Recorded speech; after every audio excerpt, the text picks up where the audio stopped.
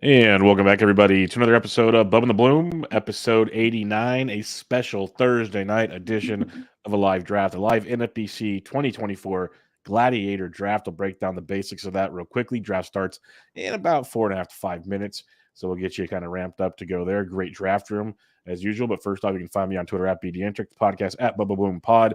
My co-host, as always, on Twitter at Ryan BHQ. Ryan Bloomfield, how we doing, my friend? Doing good, man. Went to the dentist today, which kind of sucked, but now I'm drafting and just cracked open a Bowie IPA from Astoria, Oregon.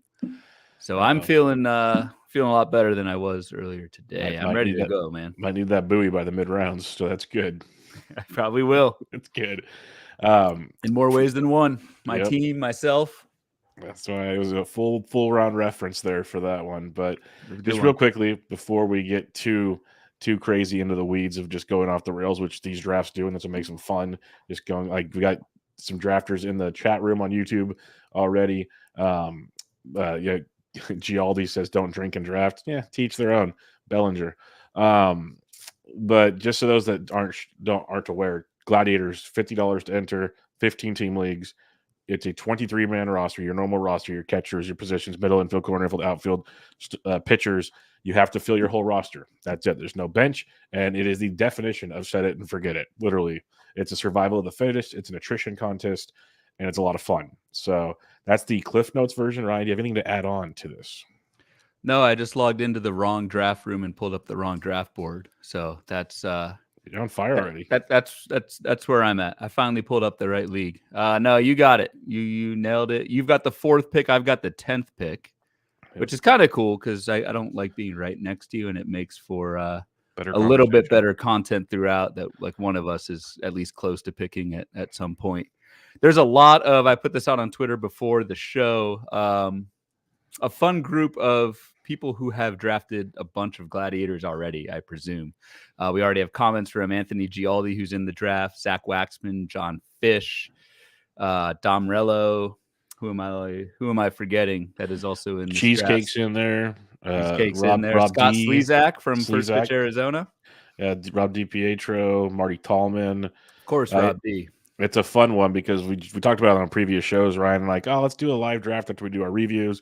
So I talk with Derek. We set it up because they not usually run at 8:30 our time. So we get it all set up, thinking, okay, we'll promote it on future shows. Well, it filled before our next show because the degenerates that are in this draft, that's why they found us. Yeah, they found us, and they found us quickly. But it's just great. It's fun. And a lot of these guys in this draft are guys that help create this league. So pretty fun stuff. Or create this format. Rob in the chat. We've got Ben Tidd in the chat. So this will be a little different than our normal kind of podcast form. It's just going to be kind of sitting back, drafting with us, and we'll be throwing up comments from folks either in the room or not in the room throughout the show. Also, hopefully, dishing out semi-intelligent analysis that folks can use in their own drafts, either DCs or Gladiators throughout this early draft season. I think one of the best, or to me, the best point of these are for us is like a lot of these guys have done a bunch of these drafts already. There's already like 39 drafts or so done. There's been 15 in the last 2 weeks. But for us, it's our first ones. So for people that are curious about the Gladiator format that have never done it, you're going to ride along and have some fun with this. Like, we're going to get our first look. You can kind of see our thoughts on it. And then you can get the experts' thoughts throughout as well when you see what they're doing, because there are different strategies like relievers early. There's a bunch of ways to, I guess, do this. And I don't know exactly what the best strategy was last year, except stay healthy, which good luck. But that's kind of the fun here. And we're going to start within a minute here. So should be a fun one indeed. I'll put the draft board up for everybody to take a peek at. If you're watching live on YouTube, we start in 3 seconds and we'll rock and roll. So with that to be said, first pick's already in. Ronald Acuna. Shocker. So pretty cool stuff there. But I think Acuna's gone first in pretty much every draft I've seen, and I don't see why not. So let's just put it that way. I think there's been one where he hasn't gone. I forget who went in that one, but whatever. It's interesting. So if Ron Chandler put this in his intro, the forecaster, a poll, who would finish first in 2024 for fantasy, Ronald Acuna or the field? And it was about 50-50. That's pretty close to 50-50 for sure. I'm for the field. And this is where I don't like the fourth pick. J-Rod, Corbin You're Carroll, up. Mookie Betts. I know. Like, I love J-Rod. He finished in a blaze of glory. Corbin Carroll's got that speed upside that'll just carry a team. I think I'm going to ride and die with – this is tough. I'm going to go Corbin Carroll, and I'm going to regret that, I have a feeling. But there we are. Corbin Carroll. You're already regretting the fourth-round pick. Yeah, I like J-Rod, but it I don't know. Corbin Carroll in a league where you could lose half your roster, if he can just stay healthy, that could help a ton in the steals department at least. And he's got 20+ power, so we're good. Yeah, you're fine. No regrets. Corbin Carroll, it's funny. He has like his NFBC picture is either him in college or high school. That's the one thing about NFBC. This is not a clown on NFBC, but some of the pictures are great. Like Chaz McCormick still looks like he's going to Oakham in college with his glasses and his suit on. So there's some real good ones out there. Kyle Tucker going 7 to our boy Slesack. That's a fun one because my thoughts on Tucker. Tatis. Cheesecake took Tatis. I almost took him at 4. I'm starting to become a big believer in Tatis. You took Tatis in the draft champions. Like, is that? You're on the clock, by the way. Are you fine doubling up on the same? I'm fine doubling up. I'll still do a handful of drafts, and I'll probably be at the end of a lot of drafts where I'll never have a chance to get Tatis. But like we talked about on the review shows, I'm a big believer of the second year coming back from those injuries, of just a monster Tatis season coming up. It's interesting. I've got the same pick that I have in the current draft champions, 10th pick, and I know I'm on the clock. I know I'm going to take, but took Trey Turner in the draft champions league, going back and forth between him and Judge and J-Ram. But tonight, Freddie Freeman fell. So I'm taking Freddie Freeman at 10th. And I say fell because it's interesting. So Marty Tallman right before me took Juan Soto. That was one of the things entering this draft. Like, what is Juan Soto's new ADP going to be now that he is in the Bronx? We talked a little bit last show about Alex Verdugo and how Yankee Stadium helps him a little bit with the power, but really hurts him with batting average. Would say similar thing with Soto, but Soto has so much more power that it could be pretty beautiful in New York. And over the last 2 weeks, the last 15 Gladiator drafts, Soto has an ADP of around 14, gone as high as 8, as low as 19. So I think that 8-ish, 9, we saw Marty Tallman throw the 9th pick out there. Then we're going to see a lot more of that going forward, let's put it that way. And the fact that Judge is going 2 picks after him is pretty fun as well. I mean, Soto helps Judge. I don't know what the Curlin threw a couple possible lineups out there for the Yankees. Don't know what that'll be, but yeah, certainly can't hurt Mr. Judge. And I hate to say it out loud, but it made sense what Curlin was saying. Let's put it that way. Don't say that. Yeah, I love giving Curlin a hard time. Garrett Cole goes to Fish. So we've seen 2 players in the first 13 picks take pitchers in the first round. That was a discussion point last year, as well as how are we going to approach the elite pitchers, so on and so forth. So that's another way to look at it. Bullpen guru. Ooh, Bryce Harper. I like it. We still have Turner and J-Ram on the clock as we head to the wheel.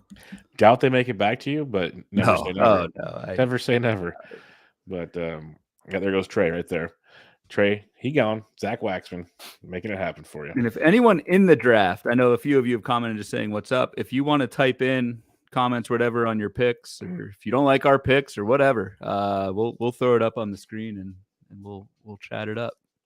There goes J-Ram at 15. It's just funny because there's nothing wrong. Like, J-Ram Olsen turns pretty sexy, honestly. You get your corner infields, tons of power. If J-Ram can hit for average, you're good there. That's a fun turn to get your corners locked in.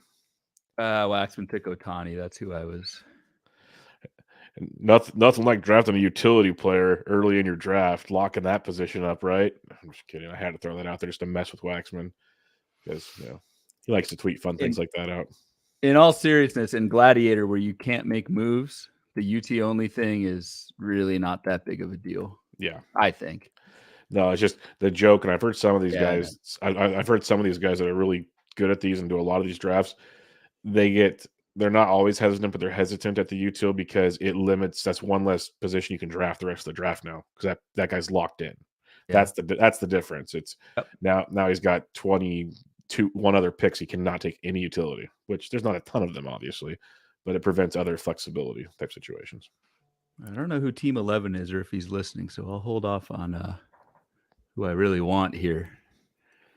Team 11. But there's someone I really want, and okay, Austin Riley just went, so that's good. Judge Riley, that's all the home runs right there. That's fun. That could be 100 home runs combined between those two if one of them gets hot enough. That's big boy stuff. So. Yeah, but it's no Freddie Freeman, Corey Seager combo. You have a batting average. You might as well just like put that one in the bank now. That's what I'm trying to do. I know stolen bases with those two, especially, I mean, Freeman can steal 10, 15, but I actually stole like 23 last year, but I'm not expecting that. But I am in an early pit with stolen bases, so let's see how that works. But to get, I've said this, and Steve Weimer, I think, wrote this a year or two ago for the FTN draft guide. We think stolen bases are scarce, at least pre-rule change. High batting average with elite other stats is even more scarce. So I want to lock those two up with Freeman and Seager. We will see what I can piece together for bags. There goes Luis Castillo. SP3. SP3, and that's a discussion point. I've seen a few people talk about the Castillo. I won't break the rule and mention some other players that'll be drafted here very shortly. But there's like a conglomerate of 3 or 4 pitchers we can talk about when they're all off the board that are all fighting for that SP3 thing. And at least the early drafts I've been in, they're kind of all going in different orders. Let's put it that way. So pretty fun stuff there. You can, I brought up a couple names that weren't drafted already. Well, so I already broke some rules. Yeah. Well, we'll just wait. They'll be done here in the next 10 picks. So yeah, I don't know what pitchers will come back to me, at least at 10th. Joe Rico's in the chat, says Gossman greater than Castillo. I can buy that. Homer Despite the Homer bias, I can buy that. But Castillo, the third SP off the board. Like, honestly, there's and you're up in just a sec, Bubba. So I'll kind of talk through it. There's number 3 SP is like the next pitcher. Zach you could go Castillo, you could go Wheeler. You could go. So Gossman was brought up. You could absolutely make a case for Gossman as the number 3. I don't even know. Like, I don't know. Garrett Cole's forecaster box this year. Like, there's some signs of decline with him. I would to where, like, I don't know if he's the SP2, but I'd probably still take him there. But still, and there goes Corbin Burns. So we got Castillo, Wheeler, Burns go in the last like 5-ish picks, and that's kind of really starting to wrap up that group of pitchers I'm talking about, because you've seen many people say Burns is the third, Wheeler's the third, Castillo's like, and you wouldn't be shocked if they go in any different type of order. Basically, is what I was trying to say. So makes tons of sense to me. I went with Francisco Lindor with my second pick. But I love that sentence that you just spoke. Like 4 dudes got drafted. Yeah, it's just awesome. These guys are this thing is moving. I love it. I took Lindor with my second pick, and I'm a huge Lindor guy. At 31 last year. He's back to being the legit, fantasy to me, one of the top fantasy shortstops off the board. Bob DiPietro just took Alonso. I was debating between Lindor and Alonso. Alonso for the power, but I love that Lindor situation there at shortstop, and I'll build around that elsewhere. Yep. Any thoughts on Vlad Guerrero went before Pete Alonso? That one kind of surprises me. Yeah, interchangeable, I think. Team 3 with the Strider Burn start. That's an interesting type of build, and I kind of, as we go, we'll try and call out. And he's on the board now. People, but just call out some interesting different strategies. And there's a third pitcher Devin Williams for Team 3. Yep. Devin Williams. Third. So let's see when closers start flying off the board. There's Kevin Gossman to me. You. Oh, yes. That was a terrible pick. Yeah, you're gonna like talk good about it, weren't you? Awful, man. Here's a fun question in the chat. Is Alcantara healthy? Is that Waxman? Alcantara's very healthy. I recommend taking him soon, or he'll be off the board. Yeah, especially if your name is Anthony Gialdi. Yeah, I heard he was. That's a good pick if you can make it. There goes CJ Abrams. That's been every draft I'm in. I understand the high draft pick. Can't argue it. It's just one of those you see every time. You're just like, wow, yep, that's where we are right now. Yeah, we're gonna have to calibrate. There's your boy. Seeing that. That's starting to be your boy, George Kirby. Gialdi just took Kirby. Well, I take him when Gossman's off the board, but I got Gossman. There goes Edwin Diaz, the second closer off the board by Slesack.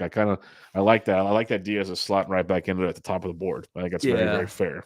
And with Gladiator, it is so closers go very early. There are 21 closers going in the first 10 rounds of Gladiator. So basically, if you want to get 2 closers, you've got to get them in the first 10 rounds, unless you want to speculate late on a second one. So like for me, I'm roughly planning to get my closer by like the 5th, 6th round. There's Alexis Diaz, Romano, Sewald, Presley, Munoz. That seems like a decent place to shop, as opposed to the 3rd. I just think there's some opportunity cost there. But in these Gladiators and really in draft champions and draft and holds as well, 3rd round is when you're going to start to see some of these top relievers go. There goes Josh Hader. So that's already 3. I like Cheesecake start. Takes Tatis in round 1. Then he went Castillo and Gallen. Like those are innings guys, decent ratio guys. Strikeout upside with Gallen and Castillo. It's not a bad little 1-2 punch. I don't think you'll see that very often because their names aren't as flashy. But Gallen just won the NL Cy Young he finished second to Blake Snell. And then you got Castillo, he's a beast. So it's kind of a fun one. It is a fun one. Yeah. I am I want to go. I'm going to go hitter again. I want to go with the pitcher I just took in my last draft, which one of your favorite pitchers is still on the board. I'm shocked, but Evaldi? No, he's definitely still on the board, but someone else. Savali? Aaron Nola is still on the board, but I figured you'd go him. Hey, the beauty of taking Aaron Nola in this is you don't need to look at this team again until the end of the season. So I could just erase from my memory. It may take an extra Bowie IPA that I drafted Aaron Nola. And you don't have to decide when to start him and when not to, even though you pretty much start him every time anyways. Yeah. Totally beautiful. Block out the fact that he's on my team. That's a good way to use your 3rd round pick. I really like Glasnow in this format, honestly. I like that pick by Dom. Because Glasnow, the hard part I've had in DCs is I still don't believe in the innings upside with Glasnow because he's just never done it at the price tag you're paying. Yep. But here, even if it's like 100 really good innings, that's awesome in Gladiators. Like that's really good. In Gladiators, if Glasnow gets the triple-digit innings, like guys are going to get hurt on other teams. You don't need to volume your way from a starting pitching standpoint in these formats. Like Glasnow is going to give you elite ratios when he is pitching, and yeah. So I like. It's weird saying I like Glasnow taking him in December when like there's a chance he gets hurt in spring training or something. But in this format, I really like it. In the draft and holds, not so much, but I like it here. Yeah, no, it's definitely one I'm almost thinking back now. I probably should have got him over Gossman. Honestly, that's one. I might have liked that a little bit more, but Gossman's a beast. There's no complaining there. Ben Tid with some advice on taking Aaron Nola. It just says don't do it. Don't be scared. Gialdi, agree, my man. Good to have you with us. Late night live stream Gladiator is tough to beat. I agree. Yep. It's fun. It's quick. It's easy. And if anybody tells you there's a proper way to draft a Gladiator after one full season of doing it, I think you're still crazy. So it's fun to, if anything, just kind of get an idea of players, kind of where they're going roughly. Because obviously some ADP changes in these formats, but it still gives you a good idea on how your drafts are going to start going. So it's a good deal. Eric Cross in the chat just wanted to pop in because he hates this guy, Langford or bust. Yeah. Eric Cross, I had him on Bench with Bubba a few weeks ago, him and Clegg. And if anybody likes Cross more than Langford, I like to see Cross and Langford talk about that one. So let's put it that way. Closers are just flying, dude. Yep. So since you were talking, Class A went, Joan Duran went, started the 4th round. We missed Camilo Doval, but Doval went right after my pick. So that's, 5 closers that went in the 3rd round? Yep. So if you want to, if you're desperate, the time is now. And I just don't know if I'm going to be desperate. I might roll the dice. I'm not desperate yet. I don't think either of us should be desperate yet. I will say again, I shamelessly plugging stuff. When I had Dom on a few weeks ago to go over DC potential relievers and Gladiator strategy, because he does a lot of these, he had some good thoughts on builds based on how you take your earliest closer. It's the best way I'll say it. Like you need 2 or 3s and stuff like that. And it was very insightful. If you want to wait, there's a way to go about it type thing. So it was fun. Very fun stuff. But yeah, there goes Nola. Oh, there goes Nola. Waxman takes care of business for you. So that's always fun. Yeah, I never thought I'd say thank you, Waxman, but but thank you. Yeah. Thank you, man. That's good stuff there. And it's just, there's so many bats available right now. It's comical. I know. So that's the thing. Like there are, but I know I've taken 3 bats. So like selfishly, I really can't. Oh, Fish took Pablo Lopez. He was hanging around. That's who I took in the 3rd round of our draft and hold. Cross asked, is Waxman in every NFBC draft? If you have to ask that by now, Cross, time to go. It's probably bedtime. It's probably bedtime for you. Is Waxman? He was on auto. Is he? Yeah. He's back. Let me see. He was on auto at one point. I don't know. I think he's live now. I think he's live. Yeah, he's live because it doesn't have an A next to his name. So Waxman is in the building. But you're on deck. So curious to see where you're going to go with this one. I'm guessing you said you feel like you need pitching. So I'm curious to see where you go here. I mean, can you really go 4 hitters? You can really do whatever. You can do whatever you want. That's the fun part. Not really a hitter that pops. Well, then that's fun. So you're going pitching. Okay, we got that established now. Eric Cross in the chat. Eovaldi. Yep. Come on, Cross. 5th round. Gotta wait. I'll get a Freddie share. I'll go Freddie Peralta. Nice. Peralta, Tariq Skubal just went right before me. And then Pablo Lopez before that. I can't get behind a 4th round Skubal. Maybe I'll get burned by that because he was awesome when he came back. What about this format? Isn't that the same discussion as Glasnow? Similar, yeah, it is similar discussion. Although Glasnow, I feel a lot better about him. He has a longer track record of elite skills, whereas Skubal, yes, he was great, but it was just a half season. I still think Skubal will be fine, but you're right. In this format, maybe Skubal is a little more attractive in the 4th. Yeah, don't be. I just took Freddie Peralta, the king of the shoulder injury. So what am I talking about? Valid point on that one. But yeah, there's some interesting options because I was looking at Skubal, not saying you're going to change my thought process on that since he's gone already, but I was kind of debating the upside potential after we talked about Glasnow. Is it a thing? We've got Richard Sands in the chat. Says, "What's up? How you doing, Richard?" Yellow Brick Road in the 4th round here.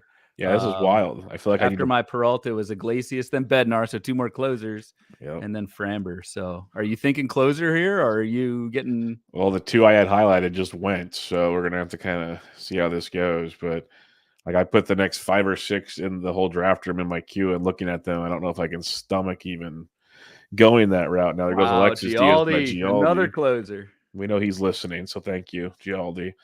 Appreciate you. But I feel like I probably should, but it's getting I'm on the board now. Adelise just went.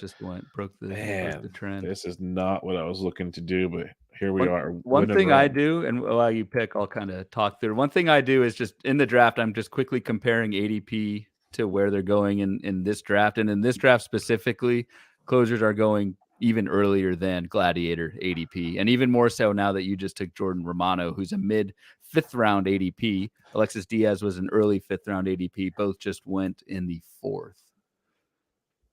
Yeah. So good about Romano? I mean, we just talked about him last episode. I was going between Romano and Sewald. I like Sewald a lot. I thought about it. I almost thought about waiting and hoping Sewald would come back. I don't think either one will. So I took one just to have one, and now we just kind of play the game.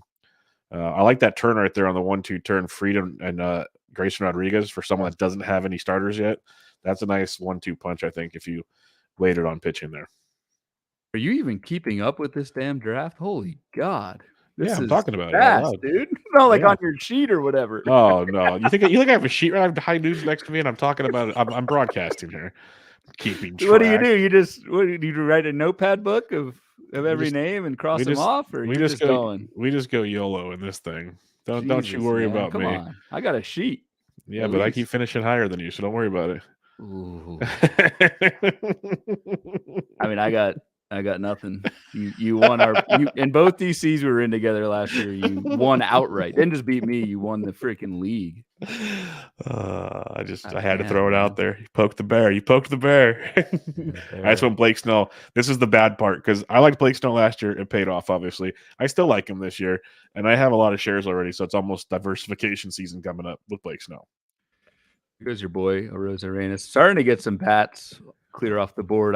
I really want to get a closer here in the 5th. I'm getting nervous. I want Sewald or Presley. I want Sewald or Presley. I feel like there's a drop off after that in the closer pool. And Yeah. yes, I'm saying their names while they're available, but pretty much everyone in front of me has a closer. Yes, all of them in front of me have a closer. So I think, Yali with the Yali with Bellinger bomb. the revenge pick, Cody Bellinger. That is glorious, glorious. For And then I those see who don't know this joke, Gialdi mercifully bashed me in the Labor live stream last year for taking Cody Bellinger, I don't know, 12th round, whatever. So I threw out a little challenge to him before the draft tonight, and there he goes with Bellinger in the 5th, which honestly, like, that's a fine price. Oh, it's a great price. I'm in on that price tag with Bellinger. I'm really, the fun part will be is wherever he signs, that ADP is either going to climb even more, but I don't think it'll drop a ton. So I think it's a great pick to see. Like if he goes to, I don't think the Yankees are in play anymore. But if he were to go somewhere that really favored him, or even goes back to Chicago, I think it's a great pick. I think it's a really good pick. So I like it. Yep. I like it a lot. Yeah, he might have a chance here. You're on the clock, and both your options are there. I'm gonna go Seawald, but like, dude, I need to freaking catch up on like the 100 players that were drafted in the last. Well, that's what you can let me talk for, so we're good. God. Yeah, it is a yellow brick road all over the place. This is a heavy yellow map. Like if you have toddlers, they'd love to hop and jump all over this thing. If they're told to stay on yellow, we'd be fine. That's triggering, Bubba. The floor is lava, for those that know. Like this is their type of map. Nico Horner, this is one that the steals were crazy last year. We talked about him on the review shows. The average is pretty good, a little bit of pop. I just haven't been able to click his name in any draft. I'm having a tough time drafting him. Like I see the appeal, I get the upside. I'm having a tough time drafting him. Yep. Kind of same. He's not a one-trick pony, but like because he brings more than just steals. Like there's a good average there. There's good runs in that lineup. I'm with you though. I have not just been able to do it in the 5th round. Yeah, it's been tricky. Like he could obviously make me eat my words. Not going to doubt that 1 second, but with what goes around is him, it that Bellinger and Yelich again are like right next to each other in ADP? Like they've been that way for as up and down as they have been like throughout their careers. They're like always right next to each other. Last year it was like the 12th round. It's just proof the fantasy baseball world is healing. So it's good. That's how they should be. They should be side by side at all times. Bellinger and Yelich. One guy's stoned, one guy's supposedly, Pete Davidson's doppelganger. So it's cool. Paul Spores as well. Yeah, Spores as well. That's right. John Fish just calling out interesting builds with the 3 starting pitchers through 5 rounds. Garrett Cole, Pablo Lopez, and Kodai Senga. Like that is a ton of strikeouts. Yep, he's locking that up. That is a ton of strikeouts. That's big boy stuff, as we should expect from Fish, who last time I checked, he was cutting back as well this year, but I see him in all the draft rooms. So I don't believe. We thinking Fish has high noons next to him like you, or I don't know. Fish is a very. He has a great palate. He might have like a cocktail. He might have like a Bailey's and coffee. I don't know. Like he's a very sophisticated individual. He's not just high noons all the way. Most of the time he is. Not going to talk for him, but. He has a sophisticated palate, is what I will say. So, kudos to him. But we've got one team, Rob DiPietro, who has all hitters, who hasn't taken a pitcher yet. So, where do you see that? Just different. Team 2. Oh, 2. I was looking at the back end of the draft. Yeah. Well, and that goes to the thing. Like I said, there's a million ways to do it, and if anybody knows different ways to do it, Rob's one of them. He studied these religiously. He had a great show with the overall Gladiator champion on it. And it just shows like find your strategy, stick to your strategy and roll and see what happens. Because in the end, the biggest caveat is health. So just kind of build your squad. And that's why now that most of the main closers are gone, like my philosophy on this is I kind of want to get one, that's for sure. Like I'm not going to go empty handed, but I'm not going to go overboard on it just because, especially if you just want to win your league, you could punt saves for all you want to do. And if you want to win the overall, you still need to get saves, obviously, but I wouldn't like invest as much in that when you need so many other categories. Does that make sense? Mm-hmm. So, and you don't in Gladiator, you don't need you need like 1.5 closers to compete in the category. So I'm kind of with you. I don't think I'm going to, unless someone drops like who has the job. Like I'm probably not spending like in a draft and hold. I would probably spend on another closer in maybe the top 10 to 12 rounds. I don't think I'm going to do that here unless there's some kind of crazy value. Yep, that's similar thought process, my friend. So Who we we'll got? see. Your boy's still on the board, isn't he? There's a few of my boys still on the board, so we'll see how that pans out. But Boy I'm is just still kind on of the board. loading up my queue right now to get a few ideas and see where I need to go because I've gone pitching heavy early on here through 5 rounds. I need to adjust philosophy on this one. There goes Pete Fairbanks, Yeah, auto picked. even more closers going. Yep, that's what that shows. That's what tells you everything. Fairbanks in the 6th. Oldie Gladiators, folks. Oldie Yep. and Gladiators. We see this one. Yep. But yeah, but then we get to this world like starting pitchers that are murky. That's why Fish's approach very savvy, I think, because you Mhm. lock in 3 just elite studs instead of trying to wade in that pond of question marks. And that's a very educated approach, of course, and he would know better than most. I mean, So there's just so many different. So we talked about Rob's team with no pitchers yet through 5. You've got team 3 who started with 3 pitchers. You've got Waxman's team who has 4 out of 6 pitchers. There's just so many different ways to do it. I am up. who is Bloomfield going with this time? Who's he going to stress out about? Who we got? Stress, man. I'm joking. I'm just poking the bear while you're on the clock here. That's all I'm here for. I want to go with your boy, but Go for it. Take who you want. I'll Don't go. worry about me. I'll go Machado. I feel like I'm going I to end up figured you would. with I a lot figured of you Manny. would. We were talking about Manny Machado in Yeah. our draft and hold together. I just feel like a 6th-round Manny Machado Pretty sweet. is just coming off a down year. Like had the surgery, like opening day in question. But I feel like that gets so overrated in draft season. Where like, oh, what if he misses a week? Well, like I don't know. Everyone's going to miss time. So He was at the top of my queue. I had him circled, but I'm like, I almost didn't even put him on my queue. I'm like, Ryan's going to take him. Like, that's pretty standard protocol right now, and I would understand why. So glad you did. Good for you. I'll reveal your boy when he gets taken. Yeah, I'm curious. Well, is it the dude? Okay, I think I know who you're talking about now. The guy you and Curlin argued about in our other draft? No. Okay, good. Now I'm really curious who my boy is. Mike Trout in this. So it's just interesting to see Manny Machado and Mike Trout back to back in the 6th round. That's 2024 for you. O'Neal Cruz is someone that Gialdi just took Cruz. I have no idea what to do with. Like, could be an Ellie De La Cruz. I think we talked about that like bold prediction where he could be the better Cruz. But there's just not much data there. I did not take my boy that you would have been guessing. I'll say that much. I went Jesus Luzardo. I was looking at strikeout upsides that are left on the board, and Jesus Lizard brings tons of it. So I'm going to take my chances there, and then I'll start adjusting my draft strategy after that. So you've gone 4 pitchers in a row. Gossman, Romano, Snell, Luzardo. Lots of strikeouts. And then you've got a lot of steals with Carroll and Lindor. Yep. Your first 2. So you can kind of go anywhere. You can focus on power and probably some batting average. I love Lindor and Carroll should be like what 270-ish, maybe 280. Yeah, we can't all have Freddie Freeman and Corey. I mean, you can't have what I have. Yeah, basically. They can't all have a starting point of 330. You can't be as good as me in this format. There goes Glaber. I was looking at Glaber. I was looking at him. Competing for 2nd place. It's not bad, Bubba. Rob D loves Glaber. That's another hitter for DiPietro, by the way. So he stuck that one in there. Another one who benefits from the Soto signing, and that's Rob D's 6th hitter. So let's see if he goes under. 7. When is he going to take a pitcher? He just went 7. He went 7. Brian Reynolds. I think awesome. I love it. I think he's trying to make a point right now. He's trying a strategy potentially.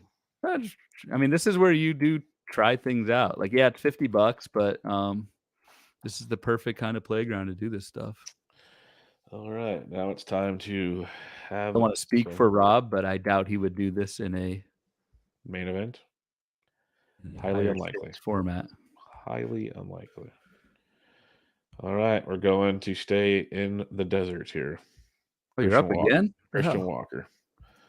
I got a lot of Walker shares already, so this is going to be fun. Greg Smith's in the chat. This is a good one. Good old Greg Smith from Barf. He sees this board. Dalton Del Don is smiling somewhere. It's the opposite Del Don, basically. For those that don't know, Dalton Del Don basically goes like 7-8 pitchers out the gate, pitching. and then he pitzels it hitting afterwards. So Rob D is going the opposite of the Del Don. So a good call, Greg. That's a good one. Really good one there. Okay, so speaking of good calls, the guy was saying your boy, I was going to got taken in the 5th round. It was Logan Webb. Oh, Logan Webb. Yeah, I love when I just totally miss guys that were taken. Yeah, Webb was going. I was looking at Webb instead of, I think, Romano at the time. Ooh, Yainer Diaz, the second or third catcher off the board. The fourth catcher, sorry. No, there's been fifth catcher. Yeah, there they are. Fifth catcher. My bad. Realmuto, Rushman, Smith, Contreras, and then Diaz. That's about right. I was gonna take Eflin. Scott. Good job, Scott. Scott, man. We put you in our group for golf at first pitch, and you do that. Keep sniping. Do not hold back. That is messed up. That is messed up. I've gone silent. Eflin was a great pick. Oh, there goes Josh Young. I was going between Walker and Young. Those are my two choices. So I like that Josh Young call quite a bit there. I have a lot of Christian Walker and Josh Young on my early drafts. A lot. So we'll see how well that works, but I have a lot of that going on right now. That was a cheesecake that picked Josh Young. So I like that quite a bit. Bloom's on the board with pick 100 of the draft already, folks. 100, and we started a half an hour ago. Moving right along. On the board. Who does Bloomfield take? That is the $1 million question here. He's got a couple pitchers, a handful of bats, all the batting average you can dream of. Let's see who he goes with as the clock. I don't like this one. Tilt. He's already on tilt in round 7, boys and girls. On tilt in round 7. Bubba's loving it. Well, it's probably because it's only his second outfielder taken in his first 7 picks. It's very uncomfortable ground for him. Yeah. Ryan is not used to 7, just only 2 catchers in the first 7. So we got to deal with that. Scott says, Scott's in the chat, which is awesome. Sorry, at least you got to kick my ass in golf. That's pretty okay. Good. Scotty kicks all our ass in golf. Don't worry about it. He's a sandbagger. We've established this. I noticed starting pitching kind of fall. I almost went with a pitcher, but I don't know. Yeah, there are some nice ones, but I still love like the idea of Fish. If you want to worry, like I don't mind DiPietro's philosophy because he's just going to pepper pitching late, which is fine, and he locks up just like great stats. That's why there's the argument you just lock in elite players. They're going to play almost every day, lock in their hitting stats. Great philosophy to that. Or do you go the flip side like Fish did? He locked in basically 3 aces. If they stay healthy all year, he should run away with strikeouts, maybe wins. Ratio should be awesome. So it's 2 complete. And if you go heavy starters like that, like ace starters, you can pepper some like deeper potential save guys later that could give you good ratios, maybe find their way into saves after an injury or something. So there's a whole other philosophy on it. When do we think Rob should take his first pitcher? 12th, 14th round? I'm hoping he waits until his final 9 picks. That would be outstanding. Just go pepper pitchers at the end. Just lean like all the way. Rob, just stay hard into this. Like you got 7 more rounds of hitters and then pitchers all the way. I would love to see how that turns out. Just pure curiosity. So they give you something to write about on your Patreon, Rob. Just throwing it out there. Be pretty cool. So see how that pans out. But Ryan's focused on his screen. You can see him scribbling on his sheets. He's all over the place. If you're watching this on YouTube right now, on my sheet. I don't do the old pen to paper approach. I don't know who TDK90 is. He's been giving a lot of great comments, so I apologize for not saying your name. But he says that 14 to 9, the approach has been discussed, and I think there's a lot of validity to it. Honestly, I really do, because it could lock in your hitting stats, and if you hit pitching, it's uncomfortable. There's a certain I can see it. Point like 14-9 is it's wild. Like you will just dominate every hitting category to where like your picks 10 through 14 are just overkill. I think at least, but I mean, it'd be fun to try it, I guess. His name is Spicoli, Rob says. I don't even know if I can believe that, but he's awesome. That's for sure. Greg Smith mentions there are diminishing returns at some point, 100%. Right. But I think it's more the idea of, we talked earlier about, Glass now and Scooble. is you don't need the maybe volume per much if it's good numbers. So if Rob's comfortable going in, and I don't want to keep speaking for Rob, so I don't think I am, but in the theory of going 14-9, if you're comfortable taking a couple spec like relievers with good ratios and strikeouts and a couple, and I won't mention their names because those are very key guys we'll see in the rounds coming up here. And then some of those starters like that are you think might take the next jump, or you can gamble on missing maybe a month of the season but then coming back, those type of guys. Like, do you take a chance on a Robbie Ray who comes mid-season? Is that too much of a gap? But then you hope you get 3 to 4 months of elite Robbie Ray again, which is dicey off of a TJ surgery, obviously, but that's going to be interesting as well. That kind of philosophy. Yep. So Ryan's up at about 3 picks, so I'm curious to see where he navigates the minefield here as we start to see a few more hitters. That's 5 straight hitters that went off the board. That is rare for this draft, so that's a big something going on. Spencer Steer went before Alex Bregman, by the way. Things you never thought you'd see. Bregman's a really good pick by Waxman in the 8th. I thought Dom was going to take the pitcher I'm going after, Musgrove, and again, in this, I don't want to sound like a broken record, but in this format, I think that's a really good pick. And it's actually interesting. Dom's staff, Musgrove, Glass now. And I think when I say Musgrove in terms of like, I don't know injury wise what that looks like, especially with the shoulder last year. But it seems like Dom's going with that elite starter ratio with some injury risk, which again in Gladiator I think works. Dylan Cease just went to John Fish. John Fish is going to have about 8,000 strikeouts in this league. All the strikeouts, but now his whip just went through the roof with Dylan Cease. Rob D finally speaks about his strategy. He says, "Oh, I just got sniped. God damn it! This is my 16th Gladiator. I can use one as an experimental." Totally, that's what these are for. If you do that many Gladiators, you should do something like this. 100%. You've got to be kidding me. That's why I'm not knocking it, Rob. I'm not knocking it. I think it's just and I knew you do a bunch of drafts, so I kind of thought that out loud. But I do like the idea of trying this. Ryan and I'll do like 3 or 4, so we're pretty much in a bucket. Helmar, unbelievable snipe, Justin Steele. Helmar got him, as Kevin Millar would say. So now we get to see where Ryan goes as he updates his sheet and figures out what's next. You sound like that's like weird to have a sheet. No, I'm just messing with you. Because I see you look at your other screen every time. So he's checking over there. Cole Reagans. There we go. Can he bounce back in year 2? That's interesting. Can he continue to dominate? Spicoli, that's what I'm going to call him from now on because I don't even know what's his name, but it's fun to me. He says might have wanted to go a different way there despite the snipe anyways. he's thinking you lucked out there on Justin Steele. That has happened to me before. You get sniped on somebody and it turns out that was the best thing that could have happened. Ben Tidd says, Bubba, what flavor nooner? Currently we are on guava.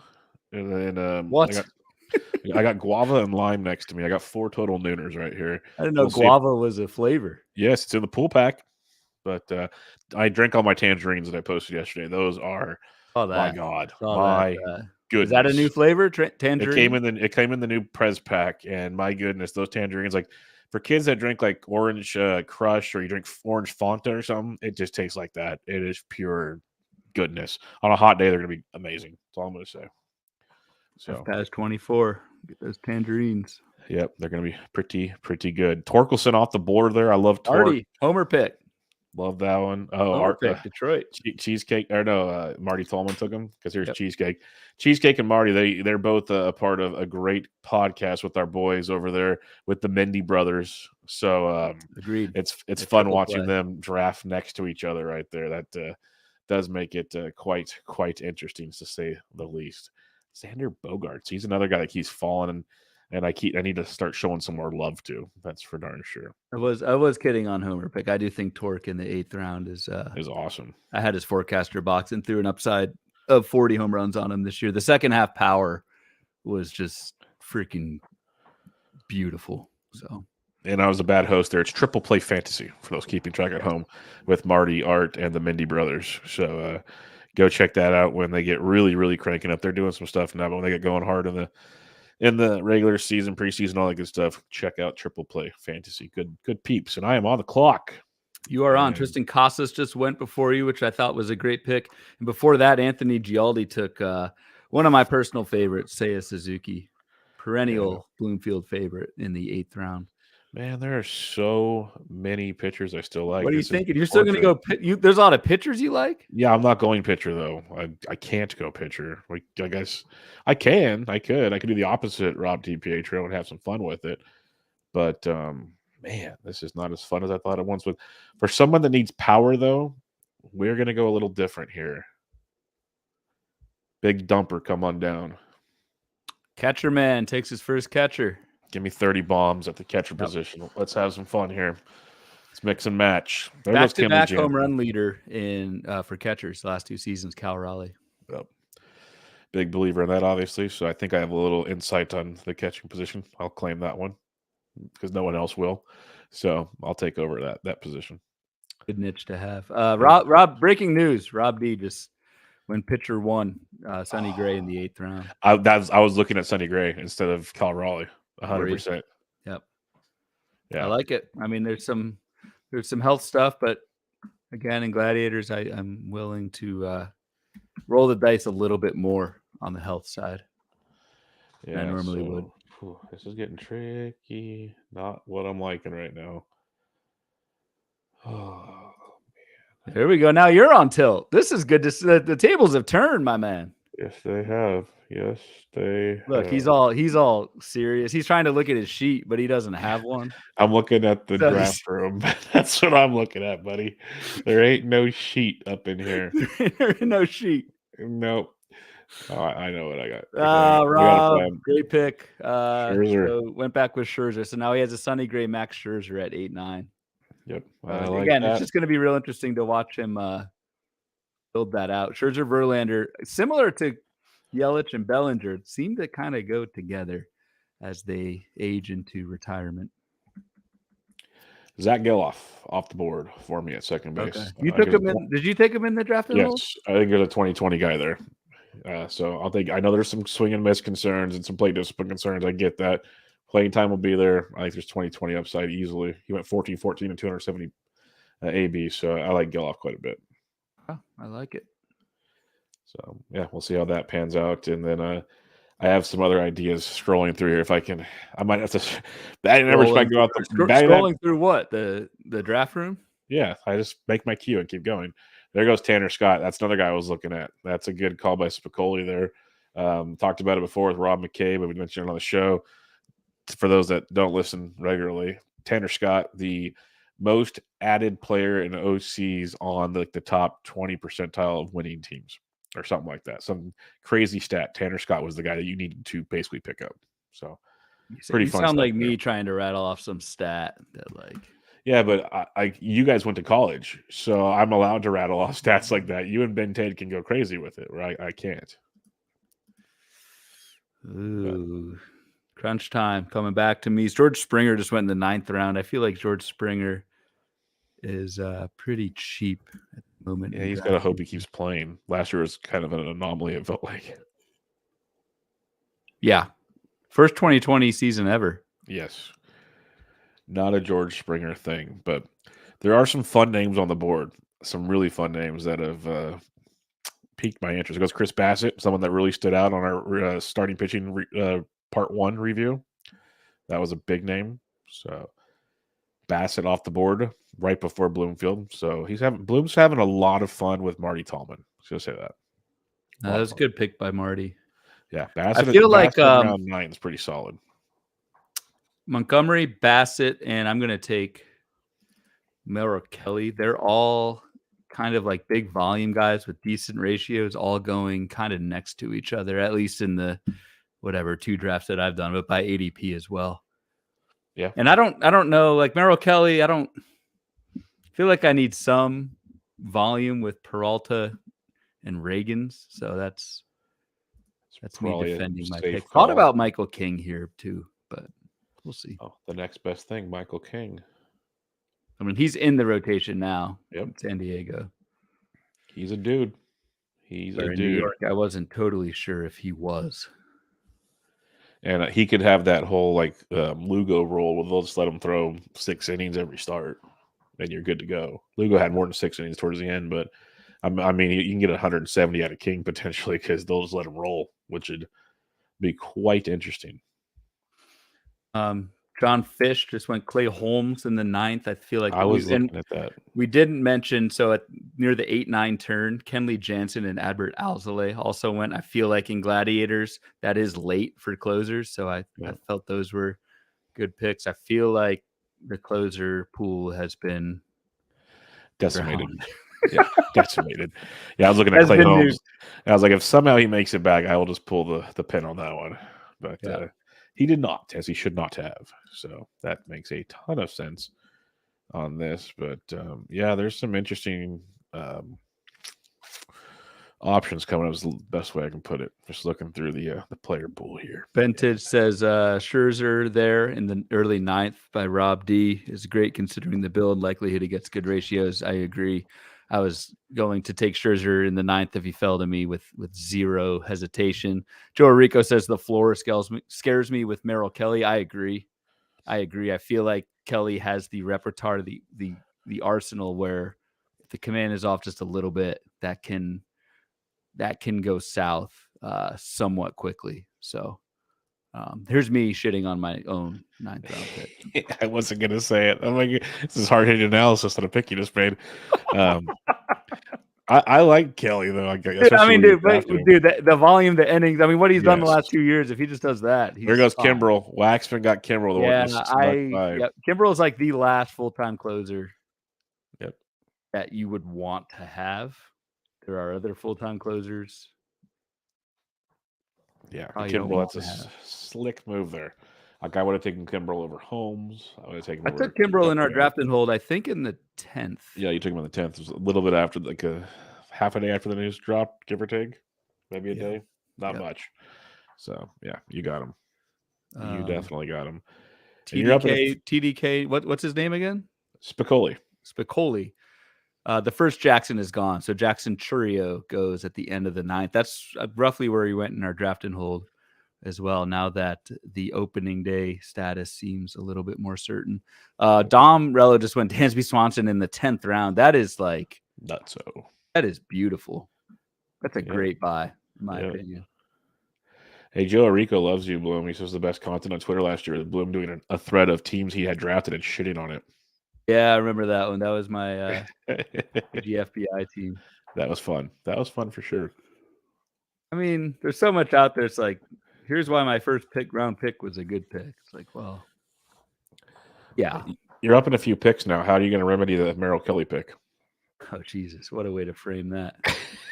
I'm going to do it by taking your boy. How many boys do I have? A lot. That's phrasing, people. Phrasing. A lot. There goes Francisco. Catcher run coming up. Watch out. No, I'm still trying to chip away at my stolen base semi-deficiency in the first by taking Freeman and Seager in the first 2 rounds, and then Machado. I know where you're going. Yep. So I'm going to go. It's like you said stolen bases. You said my boy. I know exactly where you're going. Tyro. That's a good. Unlike Merrill Kelly, that was a good pick. I like Tyro. Obviously, everybody knows that by now. That dude, if he didn't get hurt last year, which you could say that about a lot of people, he was coming in with another big boy season. Oh, dude, he was. I agree. Yep, I love me some Tyro. I'm a little nervous, and I'm actually a little nervous. You may disown me, man. I don't have any catchers yet. It's fine. You still have a little bit of time left.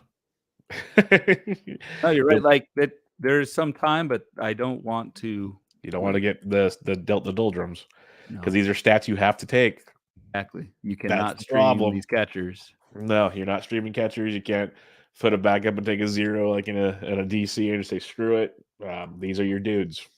So pick your battle. Pick your battle wisely. As Gialdi takes Bo Naylor, nice pick. I feel like I'm giving Gialdi too much credit here this evening. He's made some good picks. And you guys are like friends now or something. It's crazy. Fish. 2 slices. And so you're up. And Christian Encarnacion Strand just went in the 10th round, which I think is fascinating with the news that India might move to first base and the signing of Jamer Candelario. Like, I feel like there's another move there, but as it stands, there should be Christian another Encarnacion Strand, like, I don't know. I mean, is he like a full-time DH? Maybe splits first base with India. It makes sense to move India to first base given the injury problems, but that's going to be interesting for Encarnacion Strand's draft price this offseason. As you just go, the accountant, Chaz McCormick. They announced he's going to be the primary outfielder. That's a lot of power and speed right there for Chaz McCormick. I'll take that. Agreed. I love the term two slices from Spicoli. I figured it out. Two catchers. When you have two catchers, you have two slices. I'm a big fan of that term, especially a guy my size that likes pizza and I love catchers. I can get behind two slices. This is good. I need to meet this Spicoli guy. I need to know who he really is. The Italian infiltration continues. Tell me this is like one of Rob's brothers, please. That'd be outstanding. But I'm curious. Good stuff from Spicoli. Loving him in this chat. Absolutely. TJ Friedel just goes. And I love that Logan O'Hoppe pick from Rob that got him a second catcher. Big fan of O'Hoppe. He's one of the catchers that I'm 100% confident once he starts playing in spring and people see him healthy again, they forget that he finished healthy. His ADP is quote unquote too low from what we were on board with last year. I'm a big fan of O'Hoppe this season. I don't like the pick because I wanted him. So, like I said, I need to start taking catchers, and there goes freaking Wilson Contreras. Bo Naylor, Sal Perez, Logan O'Hoppe, Wilson Contreras all went since I picked last. So that's tough. And Jonah Heim. Oh, you bastard, man. You suck. Dude, you are terrible. A terrible person. This is what we do. I told you. I flat out said you have a little bit of time left, is what I said. That was my phrase earlier. You were warned. Good hell. It's a great question. If anybody that's played a lot of Gladiators can answer this. Greg Smith asks, in terms of extreme strategies, ever see someone intentionally take a zero at catcher 2 in one of these? Have you seen that? Because you can see it in other types of drafts, or you can kind of be flexible. But the fact you have to take these stats, anybody in the chat room that plays a lot of Gladiators says, have you ever seen someone take an automatic 0 at catcher 2? Like a backup you don't plan to do much with, basically. So the only thing is, like, and Ben makes a point, software, you have to fill the position. So there's not really, but if you wait until the 23rd round, that's not a 0. That's a negative. Yeah. But Greg Smith is like somebody that has no shot to play, like go and take, I say take even like Joey Bart. He might play a little bit, but it's nothing. Or go take someone like Kurt like Austin Suzuki Nola back in the day or something like that. Scott Slezak further twists the knife, taking Bear Ruiz, who I was gonna grab. Yeah, you're looking good at catcher. Dude, this is a disaster. 6 catchers have gone. No, since you said that, but literally 2, 4, 6, 8 catchers in the last round and a half. Cieslak said no, but the late round catchers won't super hurt. You can count them. It has been considered that people have thought about that strategy. Spicoli, sorry. There goes Mitch Keller coming off a big boy season. Can't he do it again? That's the $1 million question. Ryan Bloomfield is on deck looking at the catcher pool right now, I'm guessing, to see where he goes before they're all gone. Like looking at a complete dumpster fire. Ben Tidd says, I'd rather draft a double A catcher than Martin Maldonado, but wouldn't advise either. Fair enough in that one. Victor Caratini got signed to back up in Houston, if anybody's curious. 2-year deal. So that's pretty good stuff. I was keeping track at home. You can draft him. 2 Sicilian slices, kid. Rob DPO. This slices thing is hilarious to me. I did not know this existed. It's pretty good stuff. Pretty good. Big fan. Oh, Gialdi's starting to heckle you now. All caps. Get a catcher, Bloom. Screw it. Screw all of you. I'm not taking a catcher. Tommy Edman. Well, he's going to put up catcher stats, so you're okay. Go. 30 steals, catcher stats. Yeah, maybe not that. GP Churchill, David Fry. There's a good backup for you to take your 0. That's fun stuff. This is why the chat is great on these late night drafts. The boys are active. It's a good time, and we're getting close to halfway through this bad boy as we get rock and roll. We're around 11. Yeah, almost. Yeah, it's been about an hour, so I guess we're on like a 2-hour pace, which is it's awesome. about right for these. It's about right. Yep. So moving right along, and we'll see what Bloom gets back. I can't wait to see what catchers you get now, because there are options. Like I could sit There are, but I know the bastard's going to get taken here. Yeah, well, that's your fault now for waiting. See, I can't wait to see you, because there are options. Like I can pick out a handful of guys I wouldn't mind going to battle with. Still, it's not like warm and comfort I'm feeling, but there are guys. So I'm with you. That's why I didn't take one. Yeah, but it'll go quickly, because we were talking when there will be 30 catchers drafted, folks. 30 catchers. The Keibert Ruiz pick, that was a dagger. That was I mean, I'm sure that's never been said before. Because Jorge Soler went off the board, and Spicoli says so many Soler shares already. I've been looking at Soler. That's a good late power source. He was the guy I kind of had circled, but no home. But it sounds like he's going back to Miami more often than not. So we'll see how that goes. Joe Arico says, where's it at? There's a catcher who's still on the board who only a year ago had some of the best projections ever for a catcher. Because we play games with projections. I'm just kidding. I like it. I'm curious who it is once we get to it. Yeah, Joe, once they get picked, reveal your source. Oh, I know who it is. I'm pretty sure I know who it is now. Just looking at the catcher pool available. I'm pretty confident in this one. But we'll see. Rico's got the answer. And it's not Ethan Salas. There's a guy you could draft. Maybe he gets called up from Double A this year as 19 years old or whatever he is. There goes Campusano. Great pick. Great he was pick. One who I was looking at. He didn't have a catcher either. No catcher there. That's his first catcher off the board. Waxman doesn't have a catcher either. You know he's going to take. Yeah, you're going to get hosed here pretty quick. This draft's taking catchers like 2 rounds before their ADPs. Probably because I'm sitting here on the stream complaining about it. No, that can't have possibly anything to do about it. Not a chance. Highest cholesterol also. That's good. That's good. Yeah. Actually, a couple picks I really like at the end of the 11th round. Bailey Ober, in succession, Bailey Ober, Teoscar Hernandez, who maybe I'm too biased towards him, but I feel like in the 11th round, Teoscar is a good move. And then Ian Happ, like in a Gladiator, this guy like is a Gladiator. There's Trevor Story. That's the one I've been looking at for a while. That's interesting. Berger. That's why I had circled for my power at third base. Thanks a lot. Thanks a freaking lot, you jerk. That's a good pick. I like that pick. Yep. That's fun. Berger? Dom. Yeah, I was looking at him as my power source. Because you could, we talked about it a little bit. You could stand to use some power. Although getting 30 homers from Raleigh at catcher is going to help with that. But Berger would absolutely help. Trevor Story, I think, is one. So Waxman took him. Just feel like that's an ultimate buy low, man. Yep. I mean, the track record of Trevor Story, yes, there's the Coors angle, but like last year, you just pretty much have to write off completely as a lost season. I think where Trevor Story's going, especially in like the 12th tonight, I think there goes Riley Green. Love that pick. Great. Big fan there, but yeah, that Berger pick hurts. But Trevor Story, like you mentioned, I drafted him everywhere last year. Remember? Then he got hurt, so that was fun. You took him in all 3 Gladiators. 3 of your Gladiators, and he got hurt in like December.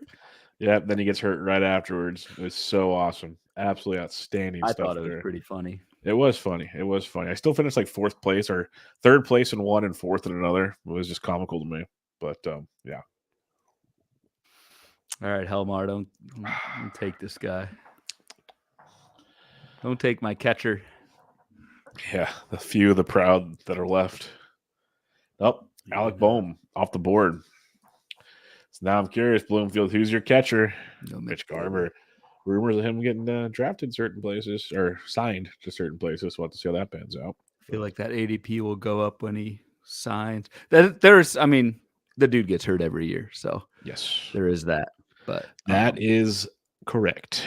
So you got to be prepared for that fun. But Spicoli, rough pick.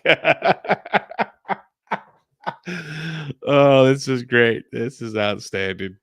I assume Spicoli's referring to the Alec Boehm pick, one pick before mine. As the Of rough course, pick. naturally. That is Yeah. 100% who it is. I don't doubt that one bit. Now, I'm curious on where things end up lying for me. This is where it gets really exciting in my world. Trying So to you're decipher this. so you haven't. So there's a couple interesting things. You want power. However, you also haven't taken a pitcher, and you've taken 5 straight hitters Yep. after going 4 straight pitchers. Yep. So you're gonna have to balance that Yep. power need versus like who's gonna be your SP4. Yep. Things are getting interesting over here in Bubba's world.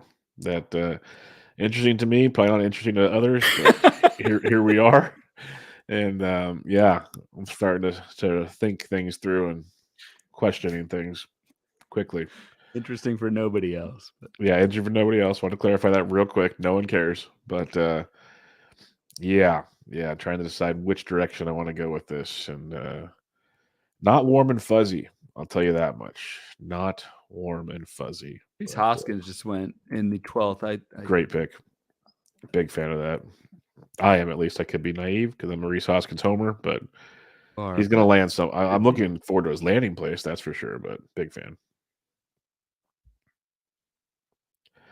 Man, this is not fun. Well, it's fun, but it's not fun. Let me clarify that. I think I know what I'm going to do. I think hitter or pitcher? That's still up in the air, honestly. I want to see where these next 2 picks go. I'm leaning pitcher, but who's on your sheet? My sheet? Well, there's a list of people. I don't wait till Gialdi went. Okay, there goes Vinny P. Pitching wise, Braxton Garrett, Erod. There goes Shane Baz. I like Erod in the desert quite a bit. Yep. I like Garrett too, but can he duplicate that? So I'll probably go Erod here in the desert. I'm a fan of that. So cool. I like it. That's a way to get some more on the pitching side of things. And the one thing we always talk about too, especially in 15-team leagues, there will be probably at least one hole on your team position-wise, give or take, just how you build your team as a whole. So I'm starting to look at the third base position and just debating if I even want to force anything right about now. That's kind of where I'm sitting. Every time I have a third baseman circled, he ends up going. So it's it's not the most exciting feeling in the world looking at some of the other options there, but here we are. So yeah. Spicoli coming around. Garver could be great. Could be for sure. There's no doubt that. Never doubted that. But there's still some options out here. I don't need to force anything. We're good. We're good in the hood. I'm on deck again. God damn, boys. Rob just took his first close. So Alvarado. Yeah, went Pivetta Alvarado with the 12-13. Pivetta as the SP3 and Alvarado as the closer, which I think is pretty sharp. Like there's not, I mean, with Kimbrough going to Baltimore, so Hader's still out there. Are there any other free agent closures that would usurp? There's not a ton. Incumbents? I don't. Not off the top of my head. I'll be honest, it's not loaded. Yep. That's for sure. I mean, you're taking a little gamble that he can stay healthy, but he was the guy before Kimbrough. Yeah. This year. He was the dude, as they say. So you're going to take Braxton Garrett? I'm thinking about it. I really am thinking long and hard about it, but I'm actually going to go somewhere else. I'm going to go to the outfield. Give me James Outman. Big fan of what he did to finish the season. Okay. So yeah. Huge power speed. Yep. Theme of my drafting style. Give me all the power speed I can find. That's where we roll. Yeah, as Spicoli mentions, the Alvarado could be nice, like you guys were talking about, because we mentioned it on our review show. He could be the dude. Someone asked who is the guy in Philly. And I think if Alvarado's healthy, it's him. He was outstanding before he got hurt. And then when he came back and started getting better towards the end, he kind of split some time with Kimbrel and the rest of. They have a loaded bullpen. They have a lot of luxuries back there. So good on Philly. Robert Suarez goes. The Gialdi knows something we don't know. Likely current closer in San Diego. Yeah. I mean, they're not going to re-sign Hader. No, they're not re-signing Hader at all. But they did come out and say after the Soto trade, with all that money they freed up, they want to get more relievers. We'll see. But I don't think it'll be a closer. I think Suarez should get the first shot at least. Yep. Mark Malance is not coming through that door, so that's okay. Oh, God. That was a few years ago. Don't forget, kids, where he came and really lit up the world and all that fun stuff. But we are halfway through round 13. So we're halfway through the draft, of course. And there's a couple picks I'm actually surprised aren't off the board yet, which is interesting. They will probably go pretty soon. But overall, it's kind of starting to make a lot of, as normal, I should say, going through this draft after the runs we got early on. So where are you looking next? Where's your head at on this one after you took Mitch Garver with your last pick? My head's back at pitcher. I just realized I've only got 4. After you're telling me how many of you, now you realized it. Jesus. I've got my guy locked in. Finnegan could be a good one too. Finnegan could be a good one. Just so inconsistent, but we talked about him on the reliever review show. Was just nails for 3 months, and then was rusted nails the other 3. But rusted nails for sure. So you said you're thinking pitching. You're on the clock. Where are we looking here? I'm gonna go Chris Sale. That's a guy we talked about. Could be a, where his ADP was last year, it could turn into a Cy Young type guy. There goes Braxton Garrett finally off the board. That's Garrett's a good pick. I probably, well, I don't know, should have. I like Sale in this. Yeah. Braxton Garrett's a great pick. Taking on a little bit more injury risk at pitcher, but Fish just took Muncy. That's a guy I've been staring at for about 4 rounds. Do I want to take the batting average dip for the power at third base? And I decided not to, but I get it. Look at Fish's squad here, because he's like 1 strikeouts. He took 2 closers, so he's basically cornered pitching, and then he's taken 2 catchers in the 6th round, Willie Contreras, in the 10th round, Sean Murphy. When Yordan Alvarez in the 2nd round has basically Altuve's and maybe Hayes, maybe runs. But Altuve, he's something has to give when you do that. And in Fish's team, I think he's saying that stolen bases have to give, which makes sense. In a 15-teamer, it's going to happen. So that's a fascinating build. Muncy, it's always worrisome with the batting average sink, but you do have Alvarez and Altuve up top to kind of cushion that. So I like what he's done so far. Justin Mason has entered the chat. What's up, guys? We got Mason in the building. Hey, what's up, Justin? Must be kids are in bed and the wife sent him to the dungeon outside. So he's available now. He's hanging out. So. Good dungeon to have. I am renovating my dungeon, actually. So down here in this basement, got a full big screen TV, a 50-incher, got a sound bar. I'm getting a carpet in, got an electrician coming. Wow. You better put a bed down there too. It sounds like you're going to be staying pretty soon. Couch. There you go. Which can be a bed. Yes. There you go. Podcast studio, a.k.a. bachelor pad. You got to figure it out. The carpet will help with sound for sure, because this is it's an unfinished basement. So it can get echoey. Brian Baylor just went at the end of round 13. That was my last round pick in every Gladiator last year. You like him a lot. I love Brian Baylor. Yeah. Big fan of his. But that's a jump in ADP from last year. So we talk about these early drafts. You have to get your mind wrapped around how things change. Here goes Christopher Morel. Really good pick there by Waxman for power in round 14. So that's pretty solid as well. Jaron Duran went, who I thought was a really, really good pick in the 13th round. We talked about that a little bit on the last show with the Verdugo trade. I think playing time opens up there. Yeah, I could see that for sure. I'm about to do something I don't normally do. I hope it's who I'm thinking. I keep staring at him. I'm surprised he hasn't been drafted yet.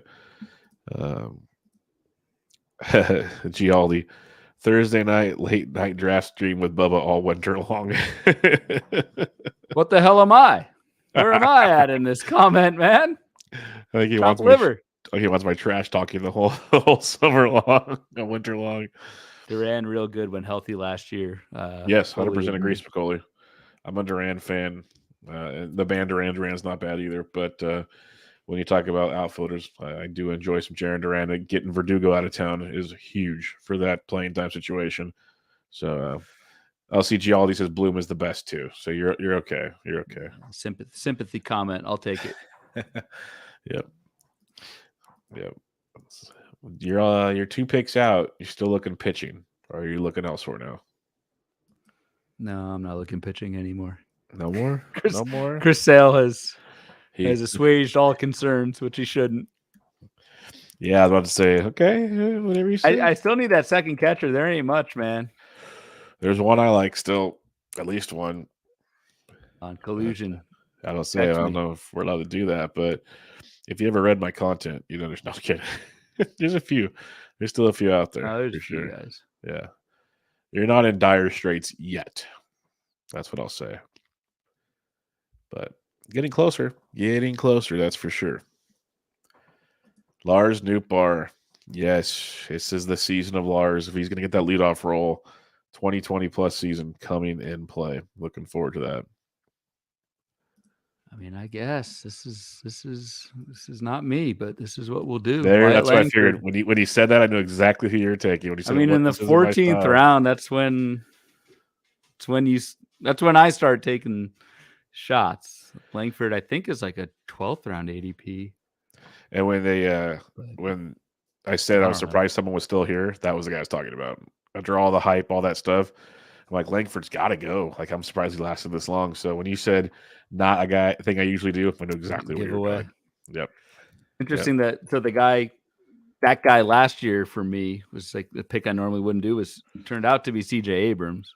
So we found out that Spicoli is drafting right behind you. Oh, what the hell? We've got a mole. He just gave that away. He's Helmar? Just gave it away. That's Helm. Helm is Spicoli.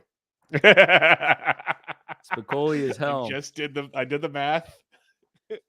Plus, Evaldi just got taken. My world is crashing. Hey, but you got Wyatt Langford. So you're good there. But that Justin Steele pick, Spicoli. Whatever your name is, Helmar Spicoli. Helmar cheese. Yeah. There we go. That's Hilmar, but it's fun either way. Now the question is, where do I go coming up here? Because my Atlanta, this is getting outfield run in the 14th round. We've had Morel, Nimmo, Nootbaar, Langford, Kerry Carpenter, and it makes me glad I took Outman when I did. Now, honestly, makes me really happy I took Outman when I did. It always feels good when you take someone right before the run. Yeah, because that could have really come back to bite me in the rear end, which was not what I was looking forward to. Was that the giveaway comment? I drafted Lars. Yeah, that was the giveaway comment. I drafted Lars. Exactly. Okay, there goes Savali. Good pick. Good pick, you bums. Savali Evaldi in the same round. That's beautiful. Unfortunately for me, it's the 14th round and not the second round because I was hyping those guys so much. You're on the clock, my man. I know. I'm looking at. You got a lot of needs. You need pretty much everything except catcher. So see what you do. You have a lot of needs. Thanks, buddy. I'm gonna go here. I think the adjustments late in the season are real. So give me Brennan Fott. Okay, I like it. I'm gonna go that direction. That's my SP 5. Yeah, 5. I'll take that chance. Give me Brendan Fott. That's 2 Diamondbacks pitchers. I better invest in another World Series run, boys. That's all I got to say there. But man, 15-team leagues, boys and girls. Not for the faint of heart when you get into these later rounds. It's things dry up quickly. So what are you looking at now? Are you still waiting on catcher? Saying screw it, I'm just going to wait, or what do you got? No, I can't really do that. But there's, I don't know. There's a couple I like, but there's a few. I still need more pitching.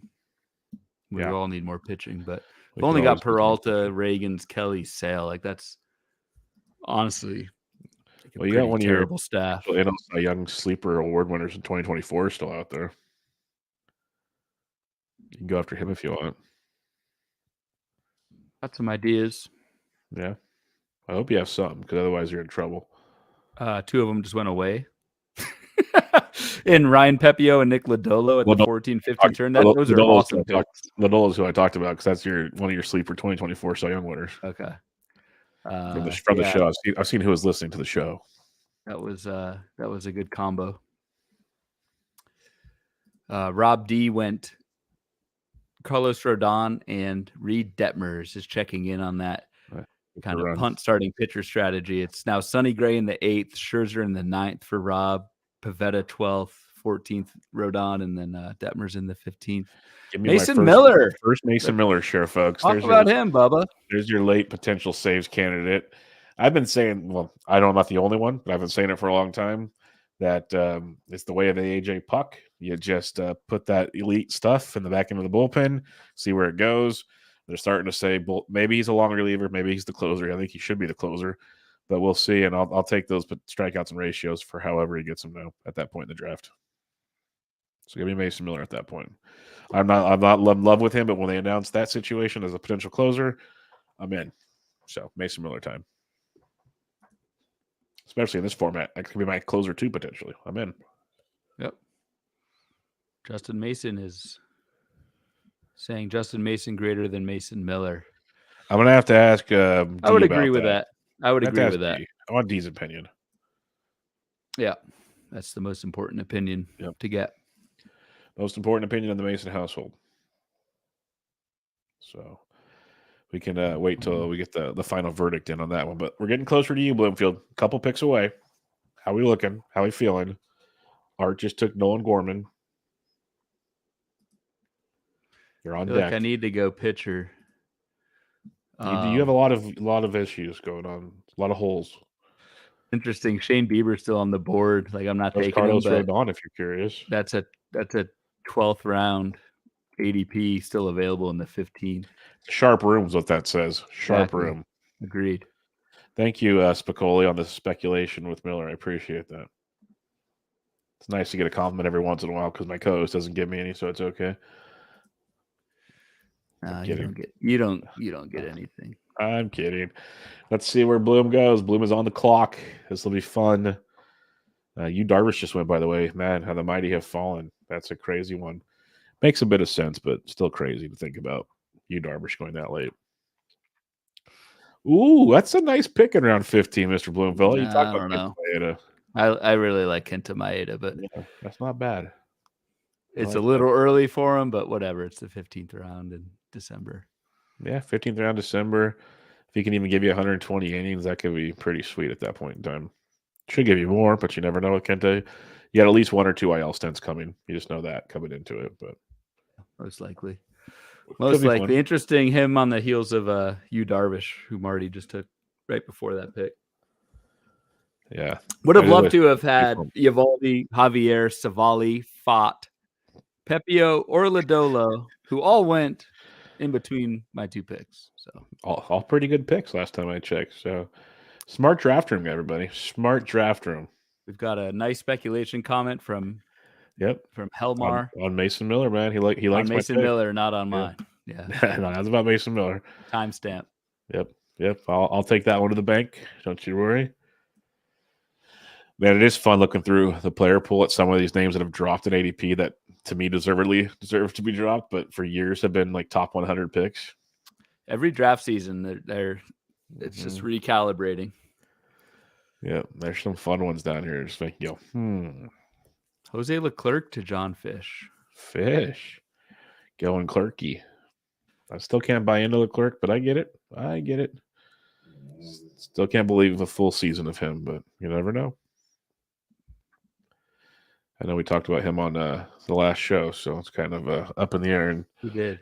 Now you got Dom. Dom's going to start firing off some sneaky stuff, I have a feeling. So be ready for this. You got to start firing off some pitchers. But he does. I mean, he is the bullpen guru. So I assume or presume that he is going to kind of wait a little bit to fill out his pitching staff with relievers that he knows are good. So this kind of fits his strategy. Presume he's comfortable in the situation. Yep. Emmett Sheehan. Maybe not get a lot of innings, but they've proven to be valuable at the end of the season, like quality innings. That's what you're looking for here. Quality over quantity at this point in the draft is my opinion. But again, I'm not as novice. I'm just more of a novice than most of these guys drafting. So I'll just, spit my piece and people can make fun of me all they want. That's the beauty of it. Picks are starting to fly, man. It's not good. Yep, you got to update that sheet. Get ready. They're coming. Hot and heavy. The sheet's almost in the trash.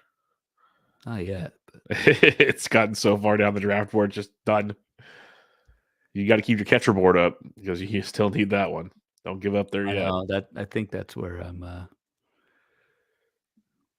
See, we're revealing which one is the bullpen guru. Tyler Stevenson. There goes Watson. I find it hard that Spicoli, if Rob D knows who Spicoli is, that Spicoli doesn't know who the bullpen guru is. Let's put it that way. I find that very hard to believe. It's not me. I'll tell you that. Definitely not me.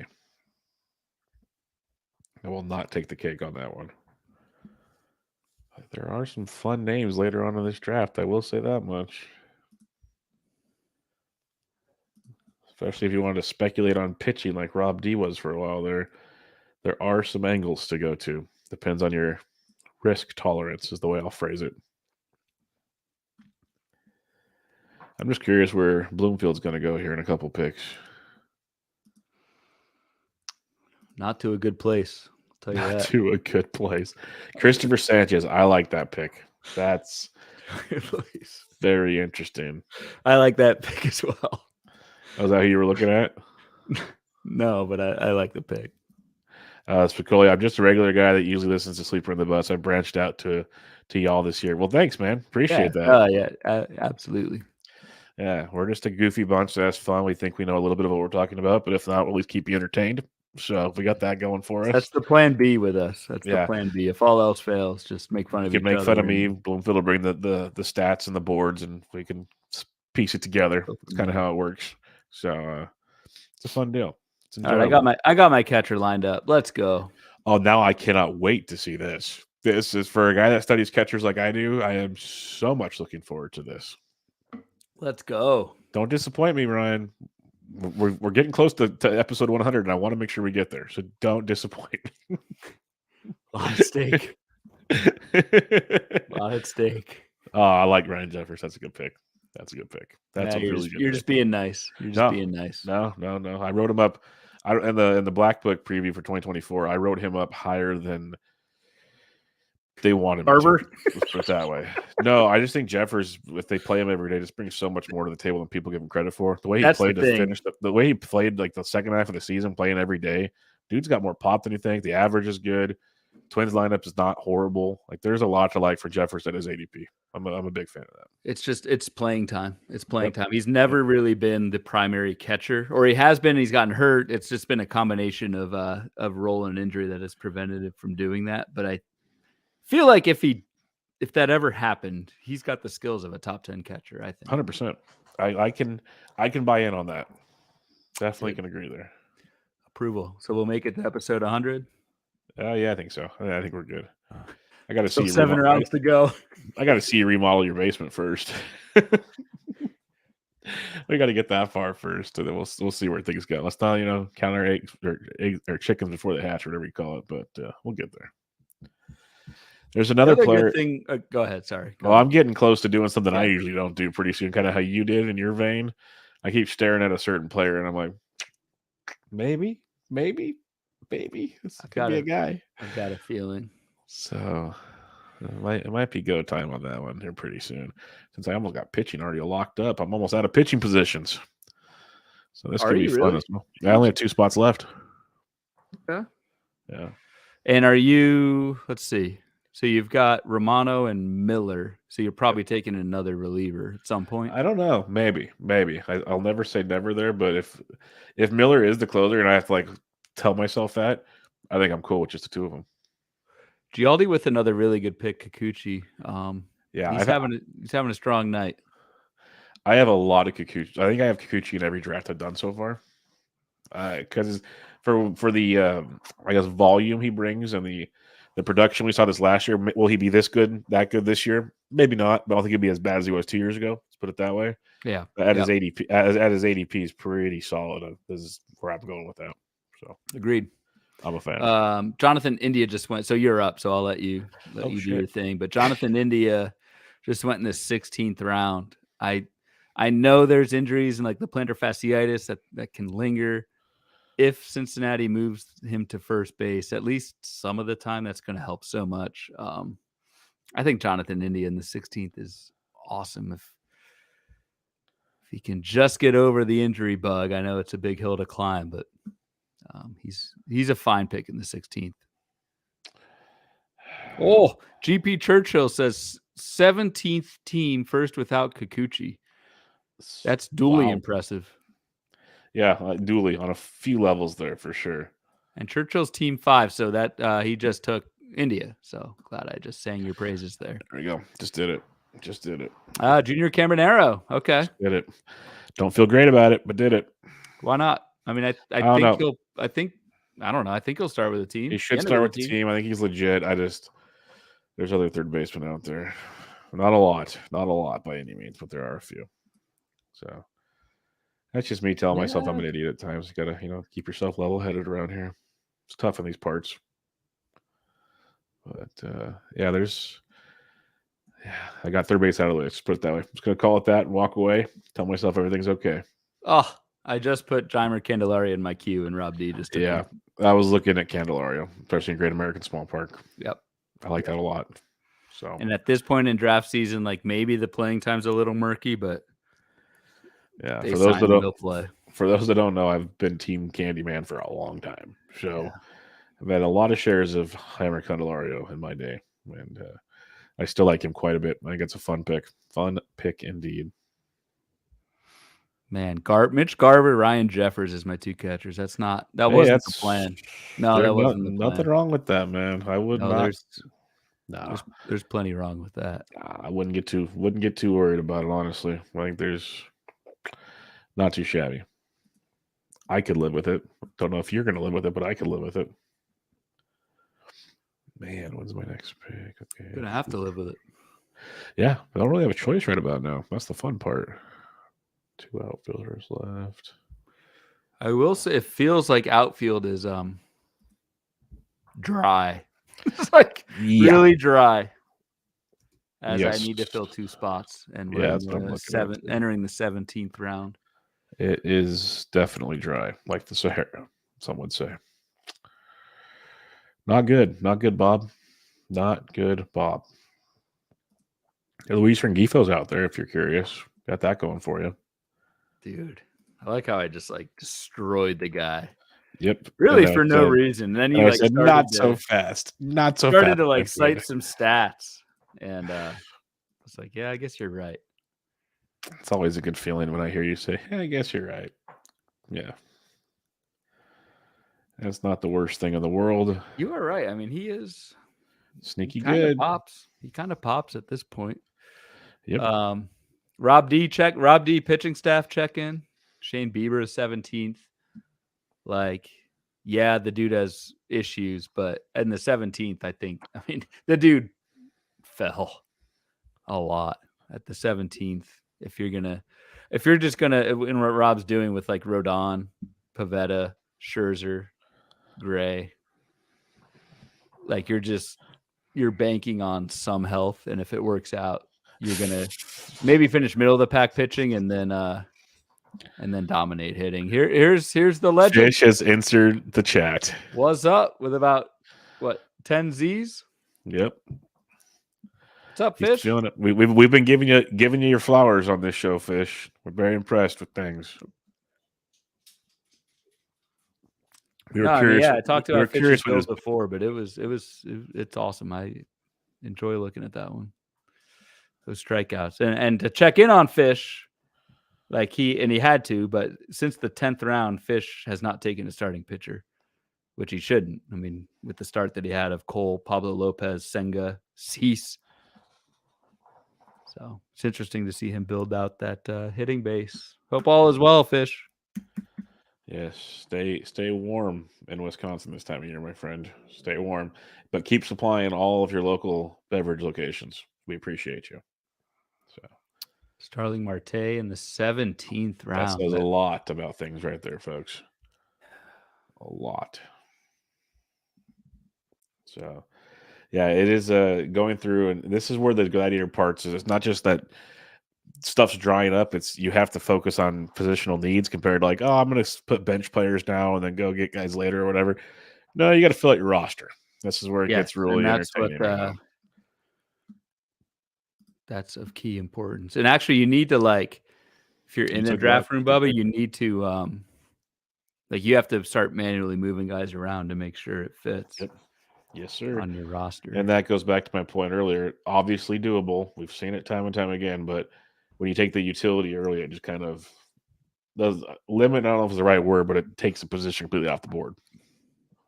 Yeah. So I just took Gavin Lux, 17th.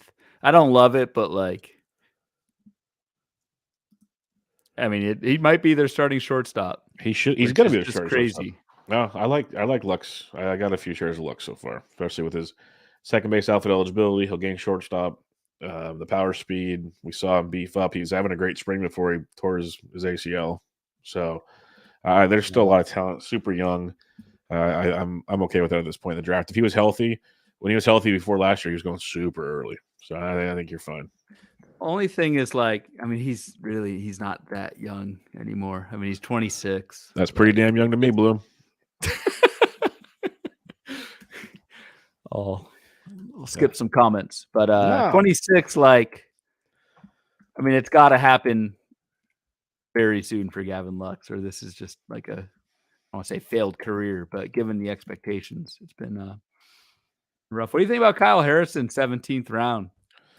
17th, I'm fine with it. I'm still nervous about a lot of things about Kyle Harrison. Does he have electric stuff? Yes. Can he be consistently good? That's the question yet to be seen. I think he'll be good someday. Just to what level of good is the other question. So, yeah, that's kind of where we're at there.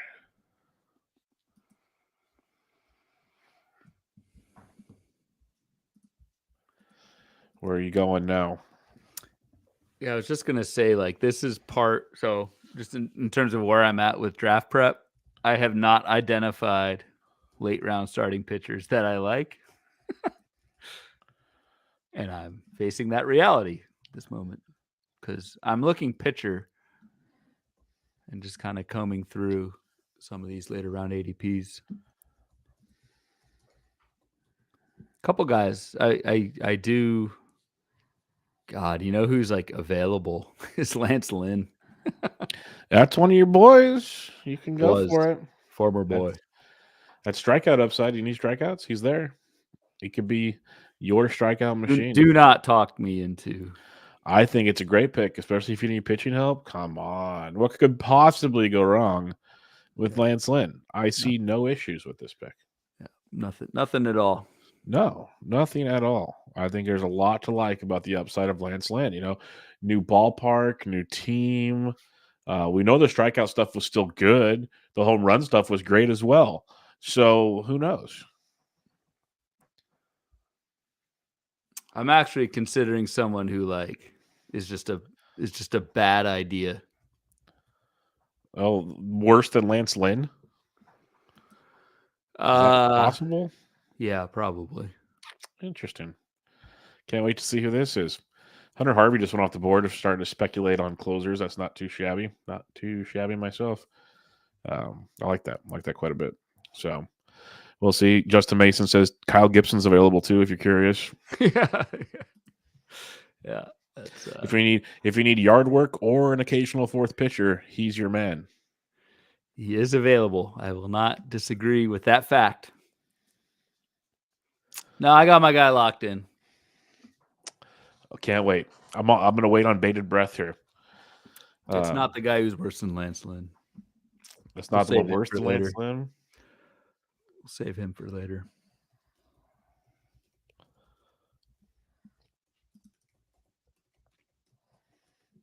I'm literally very curious where you're going because your love for Lance Lynn knows no bounds.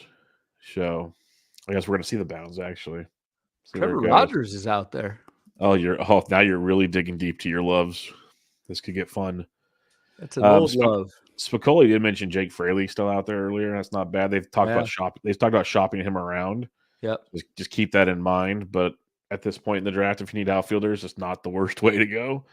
There are a few others, but there goes Brian De La Cruz. There's one right there, out off the board. So we'll see where this Rogers is the fifth starter at the moment. Here goes Fish. What's Fish going to do now? Now that he's in the chat having some fun. He's got 7 pitchers, so he's only got 2 more to go. Would assume he keeps pounding those bats, making up for those first few rounds. You never know. You never know with Fish. But he is taking his time on this pick. Yeah. When the clock gets to like 15, they're measuring things out. They're sweating it out.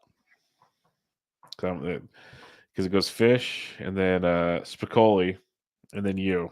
So I'm really curious to see how this little run pans out. Did Spicoli say how many drafts he's done yet? There goes Leote. I was literally just looking at Leote. That's a good pick. Justin Mason, he's fishing. There's Matt Brash Spicoli. That's why I queued up. Thank you, Spicoli. You are the man. Thank you so much. Brash queued up? I had Brash queued up, yes.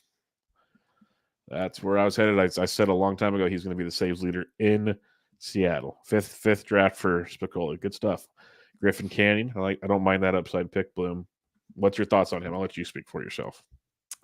I think it's risky. Like 18th round, everyone's going to have warts, especially the volume. But the swing and miss with Griffin Canning, especially what we saw kind of later towards last season, I don't know. Like he stands out against anyone else who was available in the 18th. What was his swing? So like swinging strike in the second half was 15%, and the ball rate, which I again always use it as a gauge for control, 35%, had a 24% strikeout minus walk in the second half. Griffin Canning did. So just the way he finished was really strong. I don't know how many wins you're going to get in Anaheim, and I don't know how many innings you're going to get with Griffin Canning. Justin Mason just said all about the health with Canning. Fully agree. But again, for like the 5th time tonight, I'm willing to let health slide a little bit in Gladiator, just because everyone else is going to get hurt and you don't have to replace it with a starting pitcher on Fab, which is tough to do in Fab leagues. So most definitely. A few picks away from my next pick, seeing how I'm going to get sniped here. This will be fun. Looking forward to this in a big way. You got your guy? He's locked in? Yeah, I have a guy locked in, so I'm looking forward to it and being unlocked here shortly. Third catcher? Yes, you know me. There goes Julian, so that was not one of them. Thank you, Gialdi. Appreciate you, my friend. There goes Elias Diaz. I am on the clock, and we are going to go with Brian Abreu of the Houston Astros. Yep. So, going to get him. Now I'm done with relievers. We walk away and have our fun elsewhere. One of the better reliever specs, I think, who isn't a closer at the moment in terms of Brian Abreu. Justin Mason giving health advice is pretty entertaining, actually. Let's see. I should go less risky with health stuff in this format because you can't replace their production. Yeah. Justin, we'll do one more live Gladiator in the coming weeks. Please join us on the draft. Let's see what his comment is there. If you join us in the live draft, Justin, maybe I'll send you the StreamYard link for that draft night. Joe Rico likes Alejandro Kirk. Yep. So Rico's chimed in with Gossman and Kirk so far. So that's on the Jays. Not sure why Rico would time in on 2 Jays guys. Does anybody have any input on that? No crickets. It was a rough. I mean, Kirk is interesting if you believe in like the recency bias rebound. I mean, this time last year, Alejandro Kirk was among the best hitting catchers available in the pool, according to projections and analysis and that sort of thing. I mean, it was really bad last year, but last year's just 1 year. Carlos Esteves went. That's the guy who I was thinking of that is worse than Lance Lynn, who I was thinking of taking. Yeah, you have a little bit of hatred for him, so that's fair. Yeah, I mean, he got me 30, 28 saves or whatever he got last year, but I mean, I think he starts the season in Anaheim with the job, and they're not going to change that, I don't think. But no, he should get the gig, and then until proven otherwise. I'm with you 100% on that. It's the proven otherwise part that gets interesting, to say the least. Yep. All right, you're up. Yep, I'm just checking one thing real quick on my sheets, so give me a second here. Yeah, I'm going to do this just for pure at-bats situation and wrap up my outfield position. Give me Max Kepler. Okay. because a lot of the outfielders coming up here are all more heavy platoon situations. So I'll go Kepler in this word, see where it goes. Did he platoon, didn't he? A little bit, but he still plays about 130 games, which at this point in the draft, I'll start taking that kind of guy. He's no Matt Wallner. Joe Arico, I'm a homer, absolutely, but Gossman is a god, and Kurt could easily hit 280 with 15 bombs. I hate to say it, and this isn't just me being a mean person. Danny Jansen is better than Alejandro Kirk, so just let's sleep on that one for the evening. Jansen did go only 2 rounds ahead of Kirk. Jansen gets hurt all the time too. He does 100%, but if they have their choice, Jansen's their catcher. They've proven that every single season until he gets hurt. And then Kirk had his chance last year and did not go as well as people hoped it would. So, yeah. Dug in on those numbers quite a bit a couple weeks ago. Very surprising. Kirk, big disappointment. But there are bounce back times. Maybe, take my advice that I don't listen to and lay off the buffet a little bit. Who knows? Great pick, Gialdi. Great freaking pick. God damn it. Jung-Hoo Lee. I don't even know who he's the Korean outfielder that's going to be coming over probably to San Diego is my guess, but a few teams like him. He's basically a KBO offensive machine. So he could be a similar Kim. So I'm a big fan of that pick. Good pick, Gialdi. There goes Andrew Vaughn, guys. Seth Lugo just went right before Andrew Vaughn. I almost took Seth Lugo instead of Max Kepler. That's what I was looking at. Stroman this late? Holy shnikes. Yeah, he was around. Round 19. You just went James MacArthur. Thoughts? He ended the season as Kansas City's closer. He had great skills down the stretch. If nothing changes, he is their guy. And I think he's good enough to hold it. Okay. So, I don't know. You sound not convinced. No, I'm fine with him. I think he's really, really good. I'm worried about the Nick Anderson situation, but I think MacArthur's better and will have better track record of health per se than Nick Anderson. But that's not saying much. But yeah, so no, I'm fine with it. I was just curious your thoughts because you drafted him and that's the show we're doing. So just wanted to go that. Anderson's he's a threat, but I don't know. No, at this point in the draft, I think MacArthur's fine. That's the thing. If it doesn't work save-wise, I think he at least gives some ratios. So, yep, 100% board on that one. As we're getting on the home stretch here, almost a little over 4 rounds left in this draft. It's going to get real fun finalizing our last picks. Let's put it that way. See where things go to end things out. It's going to be funny in the NFBC draft room. So there's always someone who has a high ADP who either gets hurt or whatever. And so if you time out, you get that guy. This year, it's Yennier Cano. He's been hanging out at the top of the NFBC. And he's not even hurt. For quite some time. Yeah, he's not hurt, but he's not the closer anymore. But, we've seen Kimbrel have his ups and downs. Cano wouldn't be the worst thing. I wouldn't be surprised if Cano gets 5 to 10 saves. Yeah, and he was better in the 8th inning than the 9th anyways when it came to overall ratios and everything else. He should get taken tonight. Yeah, he should. Won't be by me. You can cross him off of my board, but I think he should. There goes Josh Bell. I was wondering when he would go off the board at corner infield. That makes a lot of sense. So good stuff on you. Let's see where these last few picks are going to go as I continue to update my queue on this draft. Fun stuff. I have a guy circled right now. Let's see if he makes it to me. And no, it's not Lance Lynn. Let's put it that way.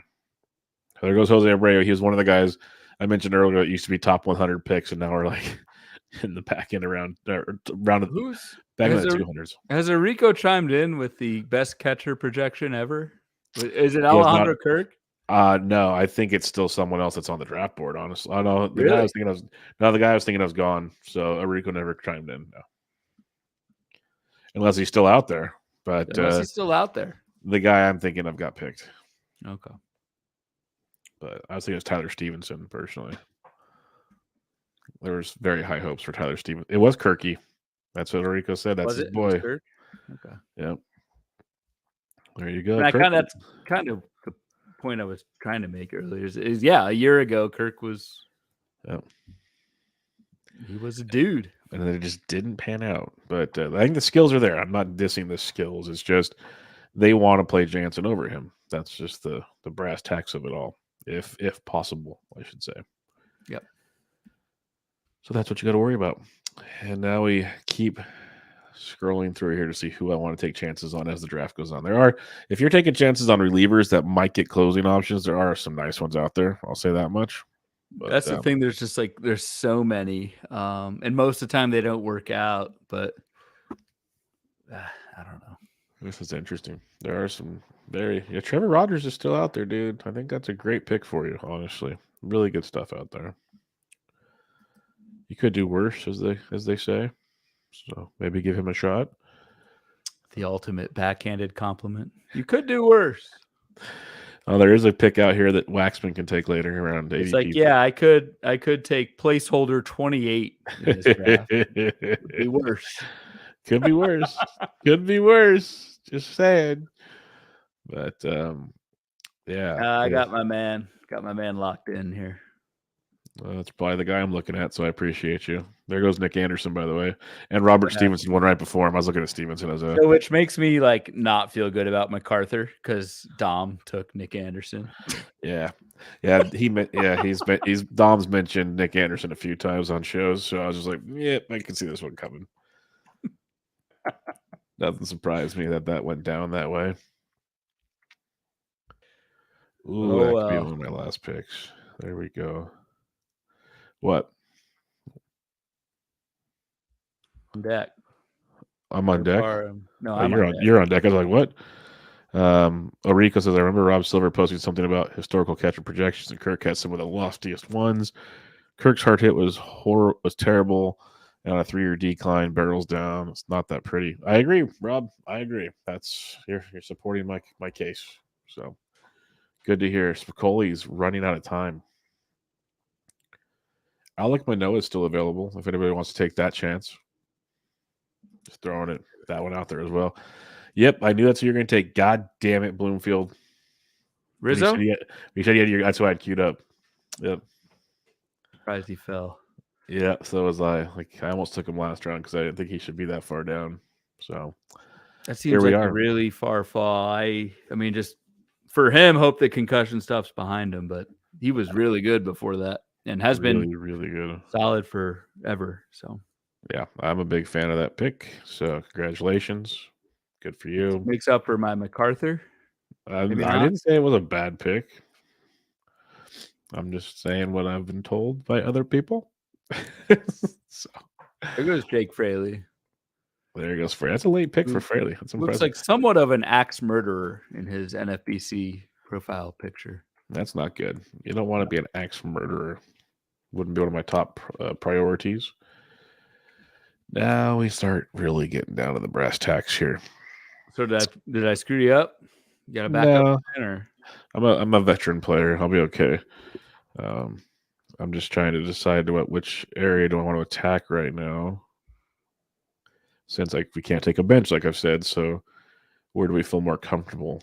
All things considered, this is not the most warm and fuzzy feeling,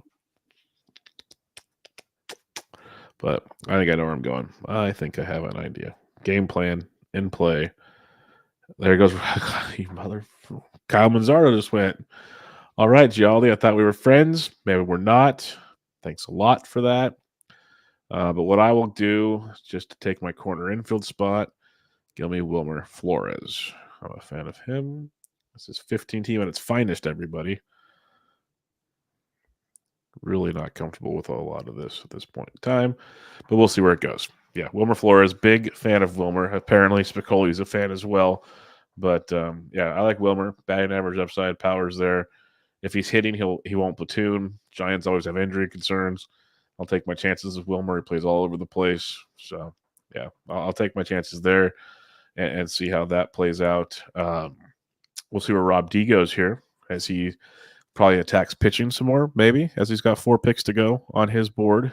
But that'll be interesting. Then we make the turn, and we are on the home stretch, which is a beautiful thing. Orico and DPH, if you're in the YouTube chat, they are talking back and forth about Kirk, so that's a fun conversation because I don't think Orico's going to give up on this one. So this will be interesting. But Yeah, I'm with you, Spicoli. Could be a late round Jim. I'm hoping he's a late round Jim.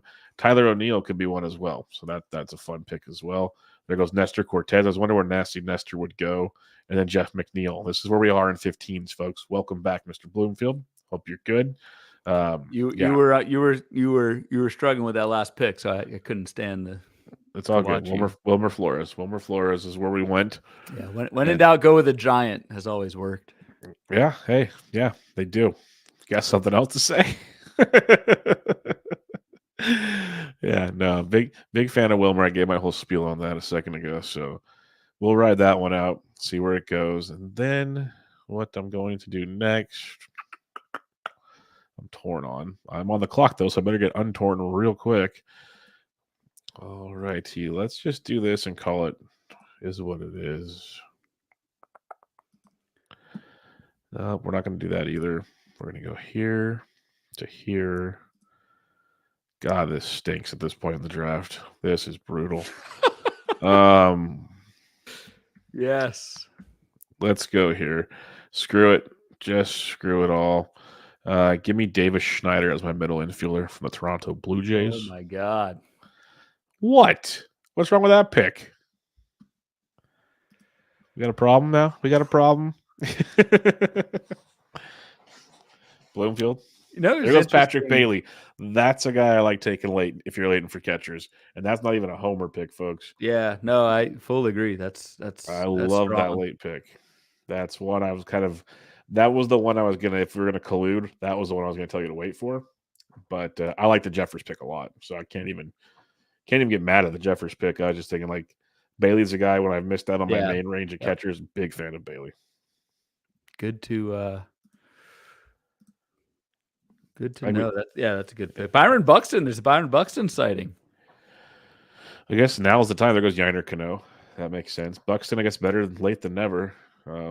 Enjoy your time you have him, and then enjoy the time you don't. Just enjoy your time. That's the best way I'd say it. Where are we going with this? I don't know. I was trying to say this. I was trying to be as nice as possible about Byron Buxton, and it got real difficult real quick. Got real tricky. So kind of pulled the ripcord on that one. Some life advice in the 21st round. Yeah, I'm only a noon and a half in, so you can't even credit it to that, folks. But yeah, good old Byron Buxton, trustworthy Buxton, and of course, Gialdi. This is his year. Yep, it's okay, Gialdi. Sure, he won't go. You know, this could be your Cody Bellinger pick. Is that what you're trying to say? Taj Bradley, nice and late. Where you going, Bloom? Jake Rogers. For waiting on two catchers, Marty Tallman went Wells and Rogers. I don't hate that, honestly. And I know I'm a homer with catchers. That to me shows the depth of the position. Like, it's not dire straits completely, but it's not great, but it's not dire. Alex Verdugo. I mean, I'm just trying to get backup outfielders in New York, or what? Just trying to get playing time. I don't know. But then again, he might not get playing time with Soto. I don't know. No, he should. They should be Soto. They're talking about playing Judge in center field, which is insane to me. I know. I saw that. I can't wrap my head around that one at all. But no, I think Verdugo plays. Verdugo should play center field. Put Judge in a corner. Put Soto in a corner. Call it good. That should be your outfield. They've got Grisham. He should be your fourth outfielder. Yeah. And then and three of those four are all lefties, so they're gonna need a right-handed bat somewhere. We'll see. There goes Tyon. What do you need? I need one more pitcher, and I need a pitcher and utility. Yeah, same pitcher. Sniped on Rogers. Oh, does Spicoli still need a catcher? Does he need one more slice, as they say? Oh, he needs another slice. Slice got stolen. That's why he's mad about the Rogers thing. That's funny. That's real funny. That's beautiful. Look at that. Around 21. Around 21 ARG over a catcher snipe in December. That's beautiful. That sums this draft up at a whole. Yep. Oh no, he's got two. So you didn't get sniped, or maybe you're wishing you waited. Who knows? There goes MJ Melendez. So he does that too. Did he totally miss it? I see only Alvarez. Oh, that's his number 2. He said. Oh, watch. He's got something up his sleeve. Oh, sneaky. It's Omar Narvaez, Bubba. I was either that or Victor Caratini, one of the two. Yeah. Makes the most sense. Just don't say it's Joey Bart. That's all I gotta say. I wouldn't let you pick him. Don't do it to yourself. Now I gotta go see what catchers are available. I'm curious. There's actually a couple. Oh, there's this position's awesome. Look at this guy. Listen to The this. catcher's position's amazing. All right. I might have to do another draft and just wait until like my last 2 picks with catcher. Just say screw it and see what happens. Say who they are when we get. So he's saying he would have had Rogers over time. There goes Chris Bryant. That's the other one I was looking at next to Jose Abreu, and I'm like, I still can't push the draft button. Still, there goes Connor Wong. I don't hate him late. He's one I could live with because he even played second base when he wasn't catching. When they were struggling to fill second, he played like 2 or 3 games at second base. So Wong got some speed, decent batting average. Not one of my top guys, but I don't mind him. There's still a couple dudes out there that are very intriguing. But I'll wait and see what Spicoli has up his sleeves. He said, just watch. I got somebody for you. And if he looks anything like Spicoli from Fast Times at Ridgemont High, I'd be so pumped. That'd be great. Because we could fill 2-hour detention, obviously, just like this, doing a draft or something. It'd be awesome. But where are you looking at now? You got 2 picks to go, Bloomfield. Yeah, so I'm gonna go pitcher, but I'll say the names. It's either Trevor Rogers or Brewster Gratterall. There goes like two totally different opposite profiles. One who could get you some volume, but could like destroy your ratios and did last year, 2 years ago, whatever. Whereas Gratterall, I think, is like a decent bet to get 5-10 saves, 100%. 5 saves. Yep. I agree completely with ratios. So I'm kind of leaning Gratterall, especially because MacArthur was my second reliever. Yeah. And there's some risk in that. So that goes to my thing. The builds. If you have a spec guy, you want to take maybe 2 specs. You have 6 starters, 3 relievers potentially. Yeah. So that's kind of that strategy. But it's just interesting the different types of profiles that you can get in Gladiator at the end. It's like, is those 2 guys. I mean, those are the decisions you're making at the end. I'll probably go Gratterall, but Michael Massey to Mr. Fish. This is a 15-team league, and it's finest right there, folks. Imagine if we had to fill benches. There goes Jason Adam. That's a good one. That's a really good one, Spicoli. If anything were to happen to Fairbanks, Adams is your dude. That's a big one. So he just said 1 solid plus 2 specs. That's a 6-3 strategy. That's a strong move. I like that a lot. I'm going to need Merrill Kelly to pitch about 600 innings this year for my staff to. So who are you going with? My staff to pan out. I like Brewstar. I had Brewstar in like every DC last year. Like he's very valuable because ratios are good. He might get you some saves and wins. Like he's a solid arm to have back there. I think he had 4 or 5 saves last year. So yep. I don't see that changing. Like I don't see LA same manager, same bullpen unless they go get Hader. But he's the number 2. He's the number 2 there unless something stupid happens. So I like that a lot. Thank you, kind sir. You're welcome. I think that's a good pick. All right, how about you? What are we doing? Starting pitching. Starters? That's all I'm going to say. Rogers? Maybe. Come on. Gialdi snipes me every freaking time. I can't say anything right now. Man. Yes, Spicoli. I know the Dodgers won a lot. I'm a Giants fan, so we don't have to talk about that. Appreciate it. Look at it. Even the bullpen guru is supporting you. Made up for my MacArthur pick, Dom. Appreciate it, man. Yep. Yeah, Gratterall's good. Gratterall's real good. That's the thing. The Dodgers, they win a lot. They will win a lot. Like you fall into a handful. There's a fun strategy as well as if you do like no SP or like 2 aces and then just go all closers and spec guys to get ratios and strikeouts and stuff. That's another like avenue to try to if you just want like punt wins or limit wins, I guess that could be fun. Rico has a suggestion. Nope. I like it actually. They'll save it for yourself then. My pitchers are full. I got 9. I can't. Otherwise, I'd go Lynn in the 2030. Hey, no brainer, man. Hey, you should feel good about your MacArthur pick now. based on how I speculated on saves this year, McArthur would be the guy. All right, My guy's still on the board. Give me Who we Alex got? Cobb. Alex Cobb, everybody. Ooh, okay. I like that. I like that a lot. With the hip issue last year, come back strong, my friend. Come on, Alex Cobb. Yeah, if that heals. Yep. Cabo was ratios are great. To get a ratio guy like that in this round, I'll take it all day long. ground ball king. Yep. Give me some Alex Cobb. I like it. Thank you.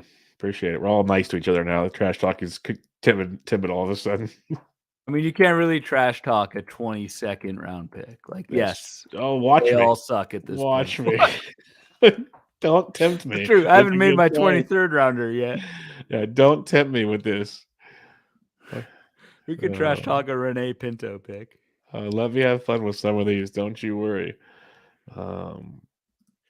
Yeah, but I'll take some Alex Cobb. Like people are sleeping on him because he ended the year with that hip injury, and I think there's a definite appeal there. Let's put it that way. And we're almost back to me. Last round, everybody. Thanks for those that stuck around and listened tonight. Yeah, absolutely. It was great. Actually, our numbers have stayed pretty solid since the beginning, so that's really freaking cool. Yep. Thanks for hanging out. Big ups to you guys. No, it's fun for me, despite some of my picks. I can't do it. I'm going to mention it after the show. Somebody who doesn't, but man, that's tempting. Oh, come on. No, I'm going to wait till the show's over on that one. That one's not coming out before the show's over.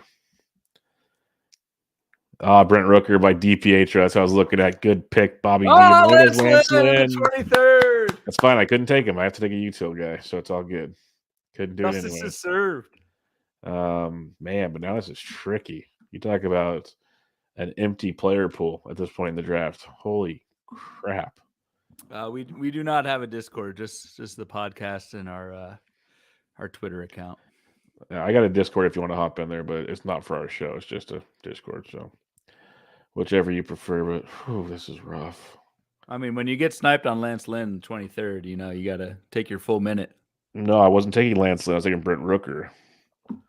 I need a utility player, not a.